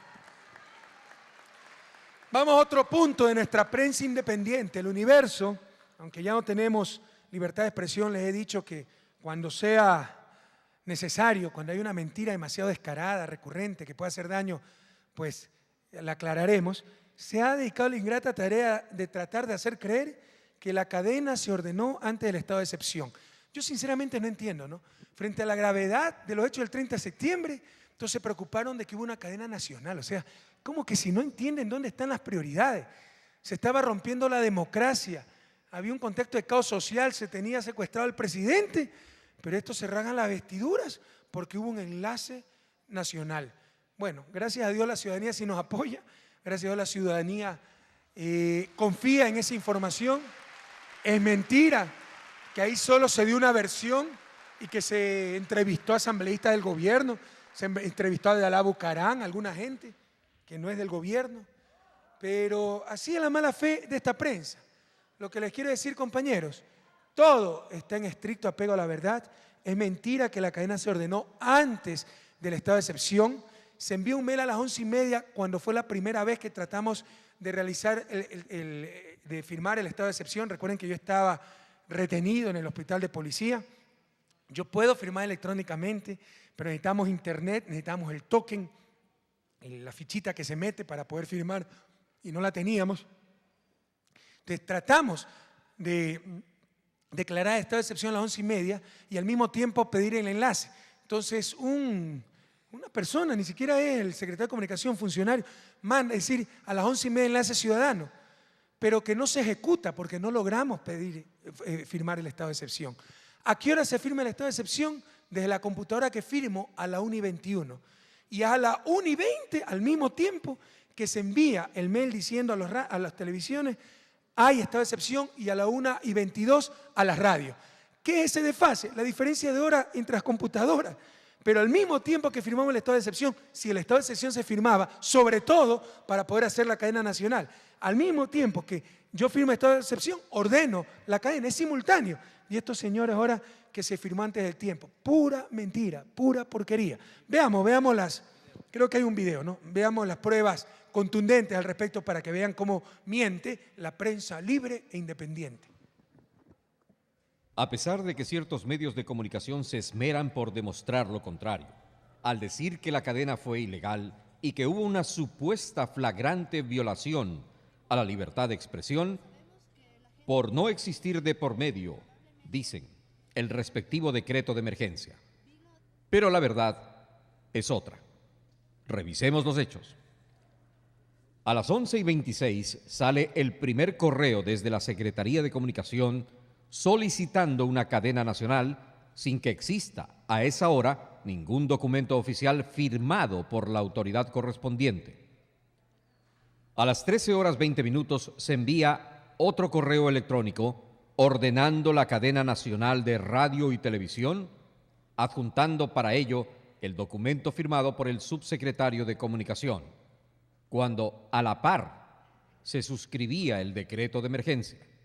Sin embargo, los medios que no pertenecen al Estado reconocen que se engancharon a la cadena 39:44 después de la disposición oficial y cuando ya regía el estado de excepción. Es decir, no hubo ilegalidad alguna. La cadena nacional inició cuando ya regía el estado de excepción y con el respectivo decreto firmado. A ver, pero no me sacaron lo más importante. No sé si tienen la hora en que yo firmo el estado de excepción. O sea, hay un mail a las 11:26 que pensábamos sacar el estado de excepción pidiendo la cadena, porque el estado de excepción era sobre todo para tener la cadena frente al estado de conmoción nacional en que nos encontrábamos. Pero no pudimos firmar el estado de excepción. Entonces se envía el mail, pero sin adjuntar los documentos, y nadie se enlaza, no hay cadena. A las 11:20, cuando ya está firmado el estado de excepción, ahí sí se ordena enlaces. Y lo hacen solo 30, 40 minutos después, cuando ya estamos en pleno estado de excepción. Pero aquí está la firma. Esto es lo que yo firmo electrónicamente. Gracias al gobierno electrónico es que puedo firmar el estado de excepción, porque estaba capturado en la policía, ¿no? 13:21, con 43 segundos. Simultáneamente, yo estaba en el Policía Nacional, desde la Secretaría de Comunicación se mandaban los mails ordenando la cadena, con el estado de excepción. Veamos los mails, ¿lo tienen?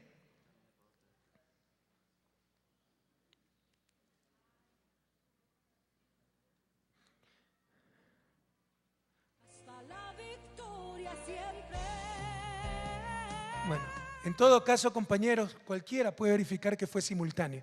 Y estos señores están con el cuento de que fue antes que se rompió la ley. Pura basura. Lo que pasa es que por la diferencia de 1 o 2 minutos que tiene la computadora, aquí está el mail donde se da la orden a las radios. Recuerden, yo estaba en el hospital de policía, firmo el decreto de emergencia, estaba en contacto con Secretaría de Comunicación a las 11:21, de acuerdo a la computadora que yo tenía. Al mismo tiempo, desde Secretaría de Comunicación se envía el mail para la cadena, 1:20 marca el computador. Pero es porque hay 1 o 2 minutos de diferencia entre los relojes, las computadoras no deben tener la misma hora, pero era simultáneo lo que estábamos haciendo. ¿De qué rompimiento de ley me están hablando? Y el siguiente mail para las radios se manda a la 1:22. ¿De qué ¿Rompimiento de qué? Rompimiento de la ley, constitución, que antes del estado de excepción se ordenó la cadena, me están hablando. Pura mentira de la prensa libre e independiente, que por todos los medios trata de ponernos como autoritarios, dictatoriales, que rompimos la Constitución, y lo único que rompen la Constitución son ellos, porque de acuerdo a la Constitución ordena que cuando hay un error se corrija en la misma espacio en forma inmediata y gratuita. Vamos a ver si corrigen las mentiras que han dicho. Nunca hacen caso a la Constitución. Los únicos que desprecian a cada rato la Constitución contra la que estuvieron, porque hicieron campaña por el no, son estos medios de comunicación libre, independientes, que no son otra cosa que medios de comunicación corruptos, que están al servicio de unos cuantos intereses privilegiados ahí. No hay noticia contrastada, no entrevistan a nadie del gobierno. Aquí están los documentos contundentes, compañeros. Yo firmaba el decreto de excepción y se mellaba la orden de la cadena nacional ese mismo instante de Carondelet. Eso es todo, pero tratan de mentir, mentir y mentir. Bien, hay buenas noticias, ¿no? Ya sabemos, pues todo el mundo sabe la prensa que tenemos, al menos cierta prensa, y como hemos visto en las encuestas, felizmente nadie les cree. Pero nosotros miremos hacia el futuro, siempre optimistas, que nos roben todo menos la esperanza. Hay buenas noticias, va a haber un importante incremento de jubilaciones para los jubilados de Seguridad Social, pero no solo eso. También los beneficios se extienden, me parece, esposa e hijo, ¿verdad? Ramiro, que nos explique un poco más, por favor. Gracias, presidente. Efectivamente, después de una semana de trabajo con los técnicos del IES y la Asamblea Nacional, se llegó a un acuerdo, señor presidente. Van a haber incrementos desde 40 a 60 dólares, el promedio de incremento será de 46 dólares y se hizo una escala proporcional para mejorar las pensiones más bajas. Por ejemplo, una pensión de 120 dólares va a pasar a 170 dólares, una de 140 a 190, una de 400, por ejemplo, a 440.6 y de 500 en adelante 40 dólares a todas las pensiones. Este incremento es retroactivo desde el mes de enero, así que, señor presidente, la primera quincena de noviembre, Dios mediante, les vamos a pagar a los jubilados si es que eso se dispone. Bien por los jubilados, bien por el IES, pero recuerden, a nosotros subsidiamos 40% de las pensiones jubilares. Este es también un esfuerzo del gobierno central. Y prohibido olvidar, cuando llegamos, ustedes saben que habían pensiones de 2 y 4 dólares. No es que los sabidos, los neoliberales, después de la dolarización, se pulverizaron pues las pensiones. Y hay unas que las dejaron en 2 y 4 dólares. Ahora la pensión menor es de 120 dólares. Estamos hablando para viudas, estamos hablando para gente que aporta no todos los años. Así es, presidente. Y la pensión promedio supera los 400 dólares, que es uno de los mejores promedios para la región latinoamericana. Se ha hecho un importantísimo esfuerzo ahí. Cuando este gobierno llegó estaba la pensión mínima a 24 dólares y hoy va a ser de 170 dólares, es decir, 7 veces más. Es decir, 700% más, presidente, de crecimiento de las pensiones bajas. Y la más alta pasó de 780 a 1.340 dólares, es decir, el 74% más. Es decir, casi el doble de la inflación acumulada en el periodo de gobierno. Lo más importante, presidente, es que no se tomó, y ese fue el acuerdo que se logró, que no se tomó como se pretendía por alguna asambleísta irresponsable que quería tomar el 50% del fondo de pensiones. Yo quiero decirle a los ecuatorianos que el fondo de pensiones no solo es para pagar la pensión jubilar, sino sobre todo para tener un fondo previsional cuando nos jubilemos, el 1.800.000 ecuatorianos que todavía no nos jubilamos. Entonces hay que manejar ese fondo con mucha técnica y con mucha sabiduría para poderlo hacer crecer más. De tal forma, señor presidente, que aparte de esto, de esta buena noticia para los jubilados, debemos decir que también ya la atención se va a dar para los jóvenes hasta los 18 años. Acuérdese usted, presidente, que cuando llegamos solo se atendía a los niños de 1 año y solo a los hijos de madres. Si el papá era el afiliado, no podía llevarlo al hijo al Seguro Social. Ahora ya puede ser de padre o madre y va hasta los 18 años.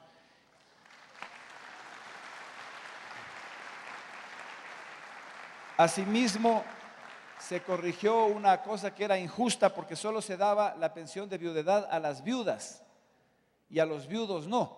Entonces ahora si se muere la esposa puede tener acceso también el viudo a la pensión de viudedad también, señor presidente. Y lo mismo presidente, el Consejo Directivo del IES y el Congreso Nacional lo ratificó también.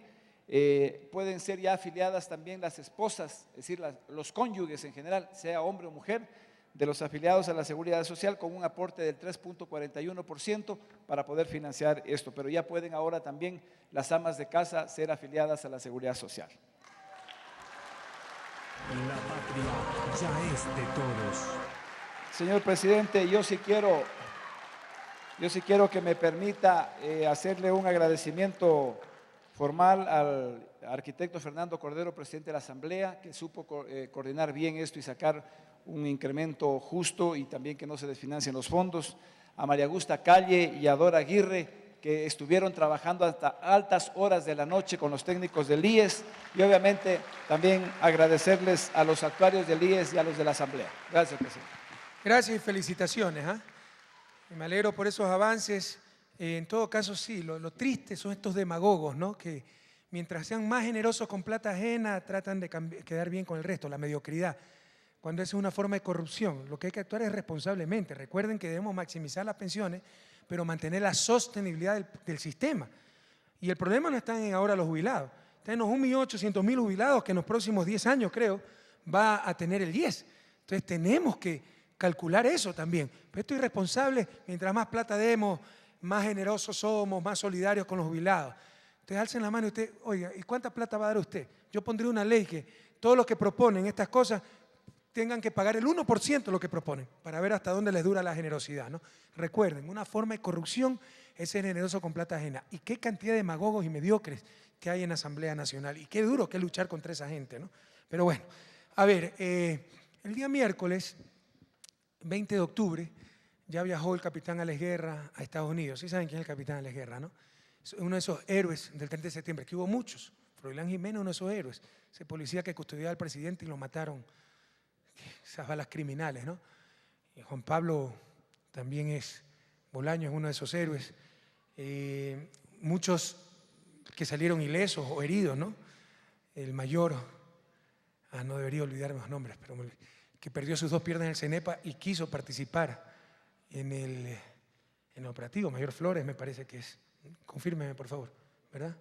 En todo caso, capitán Ángel Guerra es uno de esos héroes. Él salió gravemente herido, tiene una lesión en la columna. Había el riesgo, y hay el riesgo, de que no pueda volver a caminar, nos tienen muy preocupados, pero hay buenas noticias, ¿no? Se le hizo una intervención exitosa aquí en Ecuador y empezó a mover los dedos de los pies, lo cual es un gran signo. Y el día miércoles, en el avión presidencial, que en verdad es el avión del país, para todo eso sirve el avioncito, ¿no? Le sacamos el jugo, fue trasladado con sus familiares, con los médicos, a Baltimore, Estados Unidos, para que reciba la mejor atención médica posible. Así que estamos pendientes de la salud de este héroe nacional y rogamos a Dios para que todo salga bien y le damos un abrazo solidario a él y su familia. La próxima semana llamar para hablar con su esposa, que estaba tremendamente afectada, ¿no? Pero lo tenemos en el corazón y estamos muy pendientes de la salud del doctor. Sí, es el mayor Fausto Flores, qué bueno, la acerté, porque no debemos olvidarnos los nombres de nuestros héroes. Otros tantos héroes del 30 de septiembre, doble héroe, porque él ya es héroe del CENEPA, donde perdió sus 2 piernas defendiendo a la patria, pero decidió participar en ese operativo y salió herido. Entonces hubo muchos héroes, uno de ellos el capitán Ángel Guerra, como hubo muchos villanos ese jueves 30 de septiembre. Ya sabemos que uno de los principales cabecillas de esa insubordinación, por nada que ver con asuntos salariales, vinculado a Sociedad Patriótica, es un ex miembro del GAO, Grupo de Acción Operacional. No todos los miembros del GAO eran malos, pero sí era un grupo que tenía prácticas tremendamente represivas, atentatorias a los derechos humanos, desaparecían gente, torturaban. 17 de los miembros del GAO estaban presos antes del 30 de septiembre, investigados por derechos humanos. Este tipo, pongan la foto, no estaba preso. Estaba siendo investigado con medidas cautelares alternativas, es decir, en vez de meterlo preso, se tenía que presentar ante un juez, estaba prohibido de salir del país, pero estaba investigado por desapariciones, torturas, atentados a los derechos humanos. Y este es uno de los cabecillas, sospechosos cabecillas, hasta que un juez no dicte sentencia no podemos decir que es culpable, pero sospechosos de ser los cabecillas del 30 de septiembre. Sargento, no lo olvide, pueblo ecuatoriano. Y si alguien lo ve, denuncie enseguida al Ministerio del Interior para capturarlo. Martínez, Viláñez, Luis Aníbal. Martínez, Vilañez, Luis Aníbal.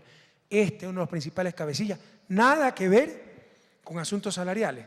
Este estaba siendo investigado por atentado a derechos humanos y tiene contactos con Sociedad Patriótica y es uno de los que dicen maten al presidente, pero además a través de la radio sublevaba a la tropa, es de los que desinformaba, de los más agresivos, etc. Entonces se está buscando a este tipo que ni siquiera después de lo que hizo tiene la valentía de decir aquí estoy, soy responsable de mis actos, sino que se encuentra prófugo de la justicia. Es un tipo extremadamente peligroso, se tiene también graves sospechas de que tiene conexiones con la banda de los choneros, incluso el que estaba refugiado en Manabí, protegido por esa banda que tenemos que desarticularla. Son como 300 miembros vinculados al narcotráfico. Y esta gente, por la degradación en que cayó este grupo de la policía, se vinculó con narcotráfico, banda de choneros. Pero no lo olviden, Luis Aníbal Martínez Vilañez, prófugo de la justicia, sargento, ex miembro del GAO, es sospechoso de ser uno de los principales cabecillas del 30 de septiembre, lo cual nos demuestra que no tenía nada que ver con reivindicaciones salariales, porque este era uno de los policías que estaba siendo investigado por atentado a los derechos humanos y tiene grandes vinculaciones con Sociedad Patriótica. Quien sepa de este sujeto, informe inmediatamente y tenga mucho cuidado, que es tremendamente peligroso. Incluso el que dice, maten al presidente de la República. Bien, compatriotas, pero miremos adelante. Les insisto, a esta gente, a los antisociales, no es que hay que reconciliarse con los antisociales, a los antisociales hay que aplicarles la ley, peor a los que cobardemente abusaron de la fuerza y de las armas que le dio el pueblo ecuatoriano. Sin odios, sin revanchismos, pero con estricta justicia, compañeros, a aplicar la ley. En todo caso, nosotros a seguir trabajando por esa patria mejor, a seguir cuidándonos para que no se vuelva a repetir un 30 de septiembre, y la mejor manera de evitarlo es como estamos viendo aquí, con unidad, con alegría, con decisión, para que esta revolución ciudadana no la pare nada ni nadie. Mashi, Quichua. Imanaya, Yaktapusha, Galilia Chukangi, Ari, Kai rato ñucaca, ayami cani, Mashi. Y que hay tiempo canca piscina, bicicleta, kung fu, Ah, kempo, jiu-jitsu. Xoquiscami cani, chaimanta, ayayachu cani. Sumak mi Ayami cani, sorry. Ayami cani. Ayami cani. Chay shinami can. Kunang mi ñukanchi Yaktapushaka kai kitopi can, itchimbiapi can. Por si acaso, señor presidente, ichi, de acuerdo al idioma de los mayas, el cachiquel significa gato. El en es quichua y significa de. Y vía significa camino. Entonces ese era el camino del gato montés. Para saber qué significa el chimbía. Chimbía, pero maya. Sí, viene de acuerdo a Manuel Moreno Mora, es uno que trabaja mucho con la lengua quichua y la lengua de los mayas. Él señala que ese es el significado, porque quichua no es, pero tenemos ese significado. Chay shinami kunanka ñukanchi kay kitopi kanchi chimbiapi kanchi ñukanchi llaktapushaka sabas kaynani sábado paika carondeletpimi karka chaypimi chayshina tuku ima rurashka kunata wiliarka. Domingo puncha wasipimi karka. Lunes puncha ñukanchi llaktapushaka Financial Times nishkawanmi chayshina shuk Williakunawan rimarka y chaypimi tuku ima tapushka kunata kutichirka. Hipamanka cambio de guardia nishkapimi karka Emilio Uzcategui yachana wasimantami chaypi karka kuna. Ashtawan chishipika ñukanchi llaktapushaka Ecuador picaro llaktamanta kunamanta kaypi kajkunawanmi chawpi puncha mikunata mikurka. Paykunaka ñukanchi llaktapushawan kashkata rikuchinkawanmi chaypi karka. Hipamanka suyupa watan kulki ima shina kashkata rikunapa tandanakuitami charirka. Shinapi ñukanchi llaktapushaka ashtawan yachaykunapi, mushu yachaykunapimi kulkita churagrinchi nirka y shinallata gas yanunamanta gaswan ruranamanta michawan ruranamanmi yalina kanchi nirka. Martes punja kitopimi karka shinallatak Rusia Today nishkawanmi shuk rimanata charirka paykunami ñukanchi llaktapushata tapurka hipamanka IES nishkapa kulki wakaychina wasimanta Ramiro Gonzálezwan y shinallata Efraín Vieirawanmi rimarka y Cancillería ima shina alli chinamanta wiliarka chaypika runakunapash yanakunapashmi kanakan nirka y chaytami allichikunchi nirka hipamanka Ecuador Perú tandanakunamantami chaypi ima rimanakunamanta ima kilkashka pankakuna ima shina katikushkamantami rimashunirka. Chayka martes punjami Lojapi kanga y chaypimi Ecuador Perú tandanakuypi kanga. Miércoles punja ñukanchi llaktapushaka Global Bloomberg TV nishkawanmi chayshina rimarka. Estoy bien en la pronunciación, señor presidente. Para el quichua servirá, compañero, para el inglés, Dios mío. ¿Cómo es la pronunciación? Porque ahí dice Global Bloomberg TV. Kipamanka ñukanchik llaqta pushaka Santa Rosa manmi rirka chaypimi Portobeloman chayarka y chaypimi hatun llakitiarka. Chay anta ukupi llankakunaka ña wañurkakunami paykunaka shuk hatun llakitami charirka. Y chaypimi Mendoza taytapas y Ángel Vera taytapasmi paykunaka wañurka mana llukshiusharkakunachu. Kipamanka tutapika ñakitomanmi kutimurka chaypimi IES nishkapa bankota chayshina ruray kallarichirka. Chay bankoka tukuykunapami kanga allimi kanga nishpami chayshinaka William. Jueves punja ñukanchik llaqta pushaka Quitopimi karka y chayka puntaka ABC España manta William Wanmi chayshina ima tapuykunata kutichirka Hipamanka Lago Agrio mami rirka chaypimi Paña Cochapi karka chaypimi Ecuador ñukanchik llaqta kaykama imashina yana wirata surkuchinata kallarichingapa chaypi karka chayka mushu yuyaywan muyundi alpakunapi mana waglichishpa chayshina surkunatami kallarichirka.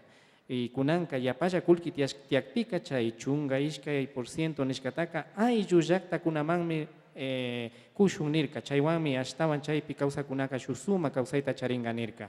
Y shinallata chawpi punllaka ña shuk mikunatami chaypi llankakunawan shinallata ayllu llaqtamanta kawsakunawanmi chawpi punlla mikunata mikurka. Hipamanka ñukanchik llaqta pushaka Quitomanmi shamurka, Guayaquilmanmi rirka, ñukanchik llaqta pushapa mamami ungushka karka. Y ña ashtawan tutapika Quitomanmi kutimurka y Quitopimi shuktak tandanakuita charirka. Y el jueves, un día triste, señor presidente, jueves de la tarde, 18 horas, Emelec 1, Abaí 3, lamentablemente. Chay shinami karka.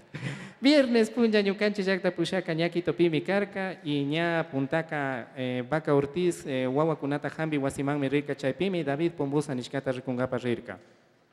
Chay wawaka ña ashtawan allimi kan nirka paypa chanaka ña alli tukujunmi y payka shuk hatun llakitami charirka septiembre 15 chunga punllapi paytami shuk tuyachina paypa changata yalirka nirka.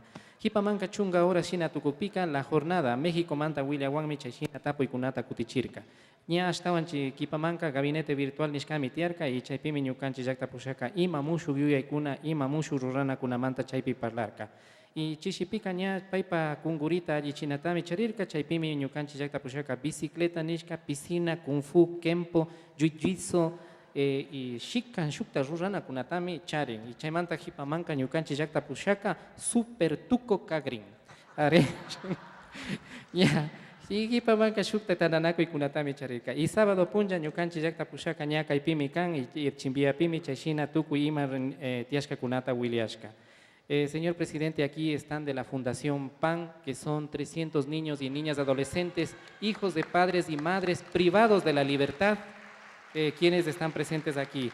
De lo que tengo entendido, le han entregado una colada morada y guaguas de pan. ¿Sí come colada morada, señor presidente? ¿Seguro? ¿Sí sabe lo que es colada morada? Si usted es el pelucón, no yo. No, yo. Porque me dicen que tampoco en quichua le entienden, que su quichua es pelucón de la oligarquía, entonces... Pero en todo caso, si ayer comimos colada morada, en el gabinete nos dieron colada morada de postre. Qué bien, señor Tremendo presidente. Churrasco y coladita morada. También aquí están fundaciones pequeñas que están Salud Mujeres, Fundación Causana, Juventud Alianza País, de varias provincias han llegado aquí, de Guayas, de Cotopaxi, de Pichincha, Manabí, Chimborazo, Esmeraldas y gente de Chones, señor presidente. Chones, un abrazo.